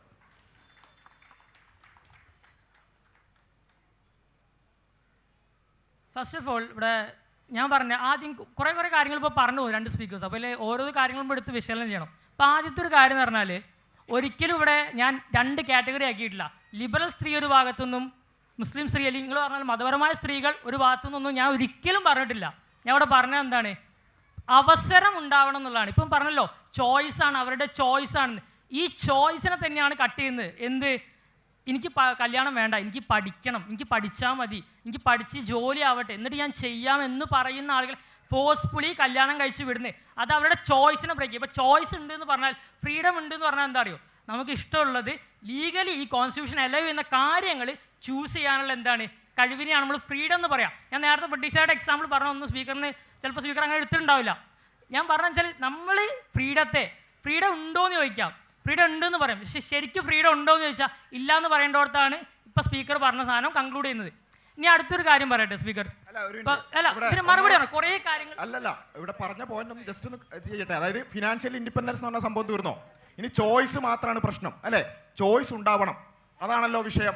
അതിന് മതപരമായി ഒരു മിനിറ്റ് മതപരമായി ഒന്ന് കേൾക്കൂ. വളരെ കൃത്യമായി ഇസ്ലാമിലെ ഹദീസാണ്, മുഹമ്മദ് നബി സല്ലല്ലാഹു അലൈഹി വസല്ലമയുടെ ഹദീസാണ്, ഒരു സ്ത്രീയുടെ സമ്മതമില്ലാതെ വിവാഹം നടക്കില്ല. അത് വിധവയെ സംബന്ധിച്ചിടത്തോളം വേറെ ആയിട്ടും അതുപോലെ തന്നെ കന്യകയെ വേറെ തന്നെ വിശദീകരിച്ചുകൊണ്ട് തന്നെ സമ്മതമില്ലാതെ നടക്കില്ല എന്നുള്ളതാണ് ഇസ്ലാമിക നിയമം. പിന്നെ താങ്കൾ നേരത്തെ സർവേ എടുക്കാൻ പോയ കാര്യം പറഞ്ഞല്ലോ, സർവേ എടുക്കാം. ഇവിടെ ഈ പറഞ്ഞ സൊസൈറ്റിയിൽ ഒരുപാട് പ്രശ്നങ്ങളുണ്ട്. ഞങ്ങളിവിടെ പറയുന്നത് ഇവിടെയുള്ള പിന്നെ മുസ്ലിം സൊസൈറ്റി ആകട്ടെ വേറെ ഏതെങ്കിലും സൊസൈറ്റി ആകട്ടെ പെർഫെക്റ്റ് ആയിട്ട് വജ്രം പോലെ ഇങ്ങനെ തിളങ്ങുന്ന ഒരു സൊസൈറ്റി ആണെന്നല്ല പറയുന്നത്. ഈ സൊസൈറ്റിയിൽ ഒരുപാട് പ്രശ്നങ്ങൾ ഉണ്ടാവും. നിർബന്ധിക്കപ്പെട്ടുകൊണ്ട് അവൾക്ക് ഇഷ്ടമില്ലാതെ വിവാഹം ചെയ്യപ്പെടുന്ന ഒരു അവസ്ഥയുണ്ടെങ്കിൽ ആ അവസ്ഥയെ ഇസ്ലാമികമായി ഒന്ന് കേൾക്കൂ, ഇസ്ലാമികമായി തന്നെ അത് തെറ്റാണ്. അതല്ലേ സുഹൃത്തിന് കേൾക്കേണ്ടത്? സുഹൃത്തെ ഒന്ന് കേൾക്കൂ ഒരു മിനിറ്റ്. താങ്കൾക്ക് കേൾക്കേണ്ടതാ, ഇസ്ലാമികമായി തന്നെ അങ്ങനെ നിർബന്ധിക്കപ്പെടുന്ന അവസ്ഥ തെറ്റാണോ അല്ലേ എന്നുള്ളതല്ലേ? ഇസ്ലാമികമായി അത് തെറ്റാണ്. കഴിഞ്ഞില്ലേ? പ്രശ്നം കഴിഞ്ഞോ? അതായത് ആ വിഷയത്തിൽ നമ്മൾ രണ്ടുപേരും ഒരേ പോസ്റ്റിലാണ് സഹോദര. അല്ല, ഒരു കാര്യം പറഞ്ഞു, ഒരാളെ നിർബന്ധിച്ച് വിവാഹം കഴിപ്പിക്കാൻ പറ്റൂല. ഓക്കെ ഫൈൻ, നമ്മൾ ഒരേ പൊസിഷനിലാണ്. ഫൈൻ. ഓക്കെ, നമ്മൾ ഇപ്പോൾ ബുദ്ധിസ്റ്റ് കുറിച്ച് കേട്ടിട്ടുണ്ടോ സ്പീക്കേഴ്സ്? ശ്രീബുദ്ധൻ പറയുന്നൊരു കാര്യമുണ്ട്, നമ്മൾ ഏറ്റവും നല്ലൊരു ശ്രോതാവണമെന്ന്. ഏറ്റവും നല്ലൊരു ശ്രോതാവാണെങ്കിൽ ഇല്ലേ, അതുപോലെ നമ്മൾ ഏറ്റവും നല്ലൊരു പ്രാസയും കൂടെ ആവണം. അപ്പോൾ ഇപ്പോൾ ഇവിടെ നിങ്ങൾ കാണിച്ചതെന്ന് വെച്ചാൽ ഒരാൾക്ക് ഒരു കാര്യം ഇപ്പം 3 പേര് സംസാരിക്കുമ്പോൾ 2 പേര് സംസാരിക്കുമ്പോൾ ഈ 2 പേര് പറഞ്ഞു വെച്ച കണ്ടൻസിന് മറുപടി പറയാനുള്ള അവസരം അപ്പുറത്തേക്ക് നമുക്ക് കൊടുക്കണം. അതാണ് നമ്മൾ കാണിക്കേണ്ട ഒരു പറഞ്ഞത്. താങ്കളൊന്ന് പ്രാവർത്തികമാക്കണം. താങ്കൾ കേൾക്കുന്നില്ല, അതാണ് പ്രശ്നം. ശ്രീബുദ്ധൻ പറഞ്ഞ വളരെ നല്ലൊരു കാര്യമാണ് താങ്കൾ പറഞ്ഞത്. താങ്കളൊന്ന് പ്രാവർത്തികമാക്കിക്കൊണ്ട് നമുക്ക് എന്ത് ചെയ്യാം, ചർച്ച തുടരാം. എന്താ സംബന്ധം? ഗിവ് റെസ്പെക്ട് ടേക്ക് റെസ്പെക്ട് ആണ്. ഇപ്പോൾ നിങ്ങൾ 3 പേര് പറയുമ്പോൾ ഞാൻ കേട്ടിരുന്നു, പറയട്ടെ, ഒരാൾ പറഞ്ഞ കാര്യത്തിൽ ഞാൻ മറുപടി പറഞ്ഞ മുമ്പ് ഇന്നെ ഇന്റർഫിയർ ആയിട്ട് പിന്നെ 3 പേര് സംസാരിക്കുകയാണ്. ഇപ്പം നിങ്ങൾ ഓരോരുത്തരോട് സംസാരിക്കുമ്പോൾ നമുക്ക് കൃത്യമായിട്ട് മറുപടി പറഞ്ഞ് മുന്നോട്ട് പോകാൻ പറ്റും. ഇതെല്ലാവരും കൂടെ ചെയ്യുമ്പോൾ എന്താ അറിയോ, മറുപടി തരാൻ പറ്റില്ല, കണ്ടൻസ് മറന്നു പോവും, കുറേ പ്രശ്നങ്ങൾ നമുക്ക്. നമ്മളുടെ എല്ലാവരുടെയും മെമ്മറി ഇപ്പോൾ വളരെ, നമ്മളെ അറ്റൻഷൻ സ്പാനും കുറഞ്ഞിട്ടുണ്ട്, ഒബ്വിയസ്ലി കുറഞ്ഞിട്ടുണ്ട്. അപ്പൊ ചോയ്സിലേക്ക് ഇപ്പൊ ഫൈനാൻഷ്യൽ ഇൻഡിപെൻഡൻസിന്റെ കാര്യം പറഞ്ഞല്ലോ. ഫൈനാൻഷ്യൽ ഇൻഡിപെൻഡൻസ് നേടുന്നത് നേടാതിരിക്കുന്നത് അവരുടെ ചോയ്സാണ്. നേടാനുള്ള ചോയ്സിനെ ചൂസ് ചെയ്ത ആളുകളുടെ അവസരങ്ങളെ എടുത്തു കളയുന്നു ഞാൻ പറഞ്ഞു. അതാണ് ഞാനിവിടെ പറഞ്ഞത്. ഈ ഇപ്പൊ പറഞ്ഞല്ലോ, ഇപ്പൊ ഇസ്ലാം അനുവദിക്കുന്നുണ്ട്. ഈ ഇസ്ലാമിൽ ഉള്ള ആളുകൾ തന്നെ എടുത്തു കളയുന്നത്, അല്ലെങ്കിൽ മതം പ്രൊപ്പഗേറ്റ് ചെയ്യുന്ന ആളുകൾ. ഞാൻ എന്താ പറഞ്ഞത്? സ്ത്രീ വിദ്യാഭ്യാസം പറ്റൂലെന്നാണോ? ഇഷ്ടംപോലെ ആളുകൾ ഞാൻ റിപ്പോർട്ട് എടുത്ത് കറക്റ്റ് ലിസ്റ്റ് തരാം. ഈ ആകാശത്തേക്ക് വെടിവെച്ചുണ്ടല്ലോ എവിടേക്കും പോകും. കൃത്യമായി പറയണം ആരാണ് സ്ത്രീ വിദ്യാഭ്യാസം പാടില്ല എന്ന് പറഞ്ഞത്, അത് പറഞ്ഞോളൂ. അല്ലെങ്കിൽ ഇസ്ലാമിക പ്രമാണത്തിലുണ്ടോ, ഹദീസിലുണ്ടോ? പ്രമാണത്തിനെ ഞാൻ തൊടുന്നില്ല, ഹദീസിനെ തൊടുന്നില്ല, ഇതൊന്നല്ല പറഞ്ഞേ. നമ്മളിപ്പോ പ്രമാണത്തിന് ഹദീസിനും തൊട്ടല്ലോ സോഷ്യൽ മീഡിയയും പ്രൊഡക്റ്റും സെയിലും ഒന്നും പറഞ്ഞത്. സോഷ്യൽ മീഡിയയിൽ ആരും അങ്ങനെ പറഞ്ഞോ? അല്ലല്ല, കംപ്ലീറ്റ് ആക്കട്ടെ. Give me the time. Okay, അപ്പൊ വെച്ചാല് നമ്മൾ ഈ കാര്യങ്ങൾ പറയുമ്പോൾ ഇപ്പൊ സോഷ്യൽ മീഡിയ ഒന്നും പറഞ്ഞ് നമ്മൾ മതത്തിനും ഹദീസിനെയും വെച്ചിട്ടല്ലോ. ഞാൻ പറയും ഇന്നുള്ള സമൂഹത്തിലുള്ള മതപണ്ഡിതന്മാരും അതിൽ നിൽക്കുന്ന ആളുകളും തന്നെ പറയാണ് എത്രയും പെട്ടെന്ന് എന്ത് ചെയ്യുക, പെൺകുട്ടികളെ കെട്ടിച്ചു വിടുക, കെട്ടിച്ചു വിടുക, അതാണ് ഏറ്റവും നല്ലതാണ്, സേഫ്. എന്താ അവിടെ സേഫ്റ്റീൻ്റെ പ്രശ്നം എന്താ? ഒരു കുട്ടിക്ക് ഇപ്പം ഞാൻ പറഞ്ഞേ ഒരു കാര്യം, ചോയ്സിൻ്റെ കാര്യം പറഞ്ഞു. ഈ 17 വയസ്സ് 16 വയസ്സിലെ ചോയ്സ് പറഞ്ഞു. 16 വയസ്സിലെ നമ്മൾക്കൊക്കെ ഇപ്പോൾ എനിക്ക് തോന്നുന്നു സ്പീക്കർക്ക് 15 വയസ്സുണ്ടാവും, എനിക്കും 14 വയസ്സുണ്ട്. അപ്പോൾ വെച്ചാൽ ഈ നമ്മുടെ ചോയ്സ് അല്ലെങ്കിൽ നമുക്ക് എന്താണ് വേണ്ടതെന്നും എന്താ വേണ്ടാത്തതെന്നുള്ള തിരിച്ചറിവിൻ്റെ പ്രായമുണ്ട് ഒരു മനുഷ്യന്. തിരിച്ചറിവിൻ്റെ പ്രായം, മെച്യൂരിറ്റി, റിയലൈസേഷൻ പോയിന്റ്. അപ്പോൾ അത് എത്തുന്നതിന് മുമ്പ് കല്യാണം കഴിച്ചു വിടുന്നതിന് നമുക്ക് എങ്ങനെയാ ആ കുട്ടീൻ്റെ ചോയ്സ് ആണെന്ന് പറയാൻ പറ്റും. അവിടെ കുട്ടിയാണ്, യുവാവായിട്ടില്ല, യുവതിയായിട്ടില്ല, കുട്ടിയാണ്. It's A child. 16 വയസ്സിലും 17 വയസ്സിലും കുട്ടിയാണ്. 18 വയസ്സാവുമ്പോഴല്ലേ? 18 വയസ്സാവാതെ കല്യാണം കഴിക്കാൻ പാടില്ല ഇന്ത്യയിൽ. പാടില്ല, പക്ഷെ അവിടെ നടക്കുന്നുണ്ട്. ഒരുമിച്ച് എതിർക്കാം, താങ്കളും ഞങ്ങളും ഒരുമിച്ച് അതെ, അതുപോലെ തന്നെ അടുത്ത അത് പറഞ്ഞല്ലോ. Thank you. എല്ലാവരും നല്ല കൈയ്യടി കൊടുക്കണം. അല്ല സഹോദരൻ, കംപ്ലീറ്റ് ആക്കട്ടെ. ഈ പറഞ്ഞ വിഷയം ഉണ്ടല്ലോ, അപ്പൊ നമ്മൾ ഓക്കെ എന്ന് പറഞ്ഞ വിഷയം ഉണ്ടല്ലോ, ഈ വിഷയത്തിൽ ഇതുവരെ ആരും ഇവിടെ എതിർപ്പ് പറഞ്ഞിട്ടില്ല. എല്ലാവരും ഓക്കെ. താങ്കൾ ഇപ്പോ പറഞ്ഞുകൊണ്ടിരിക്കുന്നത് ഞങ്ങൾ പറഞ്ഞൊരു കാര്യത്തിന് താങ്കൾ ഓപ്പോസ് ചെയ്യുന്നത് പോലെയാണ്. 16 വയസ്സിൽ പെൺകുട്ടികളെ അവരുടെ സമ്മതമില്ലാതെ കെട്ടിച്ചേക്കണം എന്നിവിടെ ആരും പറഞ്ഞിട്ടില്ല. ഞങ്ങൾ അൺമാസ്കിംഗ് അനോമലീസ് എന്ന് പറയുന്ന യൂട്യൂബ് ചാനൽ ഇതിന് ലൈവ് ഉണ്ട്. ഇത് കഴിഞ്ഞ ശേഷം ഇതിന്റെ ബാക്ക് അടിച്ച് കാണാൻ കഴിയും. അവിടെ ആരും ഒന്നാമത്തെ കാര്യം, 16ഉം 17ഉം വയസ്സിൽ ഇന്ത്യയിൽ വിവാഹം നിയമവിരുദ്ധമാണ്, തെറ്റാണ്. ആരും ഇതുവരെ അവിടെ അതിനെ അംഗീകരിച്ചിട്ടില്ല. രണ്ടാമത്തെ കാര്യം, ഒരു പെൺകുട്ടിയുടെ സമ്മതമില്ലാതെ അവരെ വിവാഹം കഴിക്കാൻ പറ്റൂല, ഇസ്ലാമിന്റെ നിയമത്തിൽ പറ്റൂല. ഇനി മറ്റു മനുഷ്യരാരെങ്കിലും ചെയ്യുന്നുണ്ടെങ്കിൽ അത് അവർ ചെയ്യുന്ന തെറ്റാണ് എന്ന് ഇവിടെ 3 തവണ ആവർത്തിച്ചു. താങ്കൾ വീണ്ടും അത് പർവ്വതീകരിച്ച് ഹിമാലയം പ്രശ്നമായിട്ട് അവതരിപ്പിക്കുകയാണ്. ഇത് ഞങ്ങൾ അംഗീകരിക്കുന്ന കാര്യമാണ്. 2 വിഷയം, 1 18 വയസ്സിനുള്ള വിവാഹം പറ്റൂല, 2 സമ്മതമില്ലാതെ വിവാഹം പറ്റൂല. ഇനി എന്താണ് ആ വിഷയത്തിൽ പ്രശ്നം? പറയൂ. അല്ല, ഇത് പ്രശ്നം എന്താ അറിയോ? ഇപ്പോൾ നിങ്ങൾ 3 സ്പീക്കേഴ്സ് ഇവിടെ ഇരിക്കുന്നുണ്ട്. ഞാൻ പറഞ്ഞത് ഇതിനെ സപ്പോർട്ട് ചെയ്യുന്ന ആളുകൾ ആരാണ്? മതം പഠിച്ച് 10ഉം 12ഉം വർഷം മതം പഠിച്ച ആളുകൾ, 20 വർഷം ഫോളോ ചെയ്യുന്ന ആളുകളാണ് പറയുന്നത് എന്ത് കെട്ടിച്ചു വിടുന്നത്. അപ്പൊ അവരെ കേൾക്കുമോ? അല്ലെങ്കിൽ ഇവിടെ ഒരു 16 വയസ്സിലും 17 വയസ്സിലൊക്കെ കെട്ടിച്ചു പറയുന്നത്. അല്ല, ആളുകൾ ഞാൻ പേരെടുത്ത് ലിസ്റ്റ് തരാന്ന് പറഞ്ഞല്ലോ. ഒരാഴ്ച സമയം തന്നൂടെ എനിക്ക് സ്പീക്കർക്ക്? ലിസ്റ്റ് എടുത്ത് തരാം. ആരാ പറഞ്ഞത്, മതപണ്ഡിതന്റെ പേരെന്താണ്, വഹിക്കുന്ന സ്ഥാനം. ഇപ്പൊ ഇത്ര ആളുകളെ സാക്ഷി നിർത്തി പറയാം. അങ്ങനെ നിയമവിരുദ്ധമായിട്ടുള്ള അങ്ങനെ വല്ല കാര്യങ്ങളും പറഞ്ഞിട്ട് നമുക്ക് ഒരുമിച്ച് എതിർക്കാം. തീരുമാനമായില്ലേ? ഇനി അടുത്ത വിഷയം പറയാനുണ്ട്. അപ്പോൾ ഇതാണ് ഈ കുറെ കാര്യങ്ങൾ പറഞ്ഞാൽ നമുക്കിത് എല്ലാത്തിനും മറുപടി പറയാം. അതാണ് ഓരോന്ന് പറഞ്ഞാൽ നമുക്ക് കൃത്യം മറുപടി പറയാം. ഈ മറുപടി വാലിഡ് അല്ലാത്ത പ്രശ്നം വേറെ പ്രശ്നമല്ല. ഈ മറുപടി ഒരു യുക്തിപരമല്ലാത്ത മറുപടി ആയിരുന്നു പ്രശ്നം. അല്ല, വാലിഡിറ്റിന്റെ പ്രശ്നം എന്താ അറിയോ? നമ്മളുടെ പേഴ്സ്പെക്റ്റീവിന്റെ ഓരോരുത്തരുടെ വ്യൂ പോയിന്റ്സും എക്സ്പീരിയൻസും വ്യത്യാസമുണ്ടോ, അതിനനുസരിച്ച് നമ്മൾ ഓരോരുത്തരുടെ മറുപടിന് എന്ത് പറയാ, അത് വാലിഡ് ആണോ ഇൻവാലിഡ് ആണോ അക്സെപ്റ്റബിൾ ആണോ? ഞങ്ങളും താങ്കളും ഒരുപോലെ എതിർക്കുന്ന ഒരു വിഭാഗം, ആ വിഭാഗം ഞങ്ങൾ അനുകൂലിക്കുകയാണെന്ന് താങ്കൾ പറഞ്ഞു വെച്ചു. എന്നിട്ട് അതിന് മറുപടി പറഞ്ഞുകൊണ്ടിരിക്കുക. അവരെ ഞങ്ങൾ എതിർക്കുന്നു. അതായത് മതം പഠിച്ച ചില ആളുകൾ ഇങ്ങനെ ചെയ്യുന്നതാണ് താങ്കളുടെ ഒരു പ്രശ്നം. മതം പഠിച്ച ഒരാൾക്ക് മതവിരുദ്ധമായി പ്രവർത്തിച്ചൂടെ? അത് സാധ്യല്ലേ? നടക്കൂലേ? അത് നടക്കുന്നതിന് മതമാണോ ഉത്തരവാദി? മതത്തിൽ വ്യക്തമായി പറയുന്നു ഈ പെൺകുട്ടിയുടെ സമ്മതം ഉണ്ടെങ്കിലേ വിവാഹം കഴിക്കാൻ പറ്റുള്ളൂ എന്ന് പറയുന്നു. എന്നിട്ട് ഒരാൾ ആ പറച്ചിൽ കേട്ടിട്ടും വായിച്ചിട്ടും എന്ത് ചെയ്യുന്നു? അതിന് വിരുദ്ധമായി പ്രവർത്തിക്കുന്നു. അങ്ങനെയാണെങ്കിൽ മതമാണോ ഉത്തരവാദി? മതമല്ല ഉത്തരവാദി. രണ്ടാമത്തെ വിഷയം, താങ്കൾ പറഞ്ഞ എന്താണ്? മതം പ്രൊപ്പഗേറ്റ് ചെയ്യുന്ന ആ വാക്ക് താങ്കൾ ഒന്നിലധികം തവണ ഉപയോഗിച്ചു. പ്രൊപ്പഗേറ്റ് ചെയ്യുന്ന ചില ആളുകൾ അഥവാ പണ്ഡിതർ എന്നായിരിക്കും ഞങ്ങൾ ഉദ്ദേശിച്ചിട്ടുണ്ടാവുക. അത്തരം ചില ഫത്വകൾ, പെൺകുട്ടിയുടെ സമ്മതമില്ലാതെ ഇസ്ലാമിൽ വിവാഹം സാധുവാകും, ഹലാലാകുമെന്നൊരു ഫത്വ തന്ന പണ്ഡിതന്റെ ലിസ്റ്റ് ഇട്ടാൽ നമുക്ക് ഒരുമിച്ച് അയാളെ എതിർക്കാം. ഒരു സംശയമല്ല, എല്ലാവരും ഇവിടെ ഇരിക്കുന്ന എല്ലാവരും അതിന് ഒപ്പുണ്ടാവും. മാത്രമല്ല, ഇതിൽ ഇസ്ലാമിൽ ഒരു കാര്യം നിയമമാകുന്നത് വിശുദ്ധ ഖുർആനിലും ഹദീസിലും വരുന്നത്. ഹദീസിൽ ഞാൻ വേണമെങ്കിൽ ഇനി ഇത്രയും വലിയൊരു ചർച്ച ആയതുകൊണ്ട് ആളുകൾക്ക് റെഫർ ചെയ്യാൻ വേണ്ടി ആ ഹദീസ് നമ്പർ അടക്കം പറയാം. സ്വഹീഹുൽ ബുഖാരി, ഏറ്റവും ആധികാരികമായിട്ടുള്ള ഹദീസ് ഗ്രന്ഥമാണ് സ്വഹീഹുൽ ബുഖാരി. 5136. നിങ്ങൾക്ക് ആർക്കും വേണമെങ്കിൽ ഇപ്പൊ ഗൂഗിൾ സെർച്ച് ചെയ്തോളൂ. പെർമിഷൻ ഇല്ലാതെ വിധവയാകട്ടെ കന്യകയാകട്ടെ വിവാഹം വാലിഡ് അല്ല എന്നുള്ളത് മഹാനായ റസൂൽ കരീം സല്ലല്ലാഹു അലൈഹി വസല്ലം പറഞ്ഞിരിക്കുന്നു. ഇസ്ലാമിന്റെ നിയമം ഇതാണ്.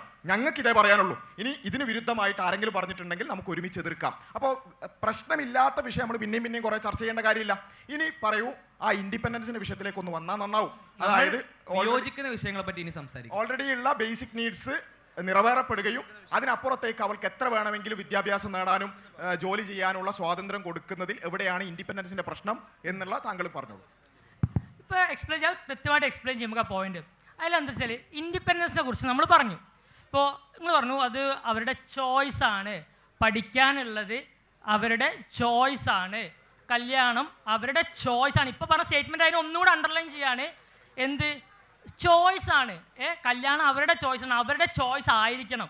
അപ്പം നമ്മൾ ഒരു മതം ഒരു കാര്യത്തിൽ എത്ര ഉയർത്തിപ്പിടിച്ച് പിന്നെയും പറയുമ്പോൾ അത് നടക്കുന്നുണ്ടെന്ന് ഒരുപാടൊന്നുമില്ലെങ്കിലും അറ്റ്ലീസ്റ്റ് ഒരു 95% നമ്മൾ തന്നെ ഉറപ്പ് വരുത്തണം. എന്ത് ഈ ചോയ്സ് ആയിട്ട് തന്നെയാണ് നടക്കുന്നത്. അതുപോലെ ഈ ചോയ്സ് ഫുൾഫിൽ ചെയ്യപ്പെടുന്നു. കാരണം വെച്ചാൽ പഠിക്കാനുള്ള അവകാശം കൊടുക്കാതെ എനിക്ക് അവകാശം ഉണ്ട് എനിക്ക് പഠിക്കുക എന്ന് പറഞ്ഞിട്ട് കല്യാണം കഴിപ്പിക്കുക, അല്ലെങ്കിൽ അതുപോലെ വേറെ എന്തെങ്കിലും ഫോഴ്സ് ചെയ്യുക. ഈ അവസരം എടുത്ത് കളഞ്ഞിട്ട് എനിക്ക് ചോയ്സ് ഉണ്ട്, എനിക്ക് അധ്വാനിക്കാനുള്ള ചോയ്സ് ഉണ്ട്, വരുമാനം നേടാനുള്ള ചോയ്സ് ഉണ്ട്. നമ്മൾ ഞാൻ ഒരിക്കലും ഒരിക്കലും ടാർഗറ്റ് ചെയ്യില്ല. ഇവിടെ ഏത് മതത്ത് പറയാൻ തെറ്റാ. ഇപ്പം ഞാൻ പറയട്ടെ, ശൈശവ വിവാഹങ്ങൾ ഇന്ത്യയിൽ വേറെയും സംസ്ഥാനങ്ങളിൽ വേറെയും മതങ്ങൾ നടക്കുന്നുണ്ട്. കേരളത്തിൽ കമ്പാരിറ്റീവ്ലി കുറവാണ്. ഇവിടെ വന്ന് സംസാരിച്ചോളൂ. നമ്മൾ ഒരേ വിഷയമാണ് പറയുന്നത്. നിർബന്ധിക്കാൻ പാടില്ല എന്നല്ല, നമുക്ക് പറഞ്ഞു വെച്ചാലേ അടുത്തേക്ക് പോകാൻ പറ്റും. അതുകൊണ്ടാണ് അതായത് സീറ്റ് മാറ്റിത്തരാം. താങ്കളും ഞാൻ ഒരേ വിഷയമാണ് പറയുന്നത്, ഒരേ വ്യൂ പോയിന്റ് ആണ് പറയുന്നത്. നിർബന്ധിക്കാൻ പാടില്ല എന്നുള്ള ഒരാശയമാണ് ഞാനും താങ്കളും പറയുന്നത്. താങ്കൾ ഇവിടെ നിന്ന് വിശദീകരിച്ചോളൂ, ഞാൻ വിശദീകരിക്കേണ്ട കാര്യമില്ലല്ലോ. അപ്പൊ അതുകൊണ്ടാണ് പറയുന്നത്, തർക്കമില്ലാത്ത വിഷയമാണെന്നുണ്ടെങ്കിൽ വേറെയും ഒരുപാട് ആളുകൾ ബാക്കിലുണ്ട് എന്നാണ് ഞാൻ മനസ്സിലാക്കുന്നത്, അവർക്ക് കൊടുക്കുക. അല്ലെങ്കിൽ എന്താണ് വിഷയം എന്നുള്ളത് പറയാം. അല്ല, വിയോജിപ്പുള്ള വിഷയം എന്ന് പറഞ്ഞാൽ ഇത് തന്നെയാണ്. ഇപ്പൊ എന്ത് ചെയ്യുക, വിദ്യാഭ്യാസം നേടാനുള്ള അവസരം കൂടെ മതം ഉറപ്പുവരുത്തുക. ഇതല്ലേ പറഞ്ഞ ഇവിടെ ബുക്കിൽ പറഞ്ഞ കാര്യം,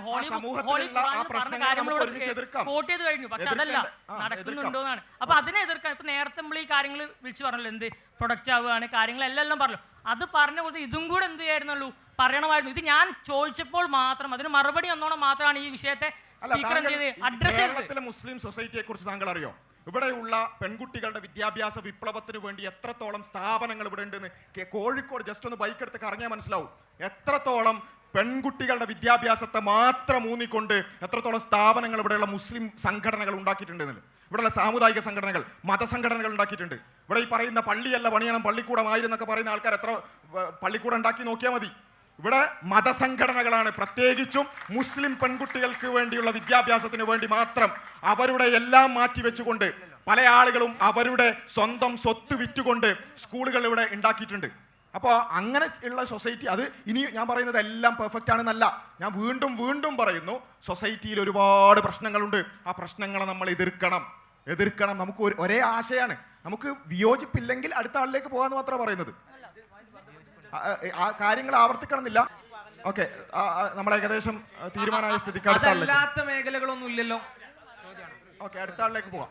ഹലോ, നമ്മളിത് കേട്ടതെന്ന് മനസ്സിലായ മൂപ്പർക്ക് നിങ്ങളോടുള്ള വിയോജിപ്പ്, നിങ്ങൾ വിവാഹം കഴിക്കാതെ തുടർ വിദ്യാഭ്യാസവും ഇഷ്ടം പോലെ ബന്ധത്തിലൊക്കെ ഏർപ്പെടാനുള്ള സ്വാതന്ത്ര്യം നൽകുമോ എന്നുള്ളതാണ് മൂപ്പർ പറഞ്ഞ വിയോജിപ്പായിട്ട് നമ്മൾ മനസ്സിലാക്കിയത്.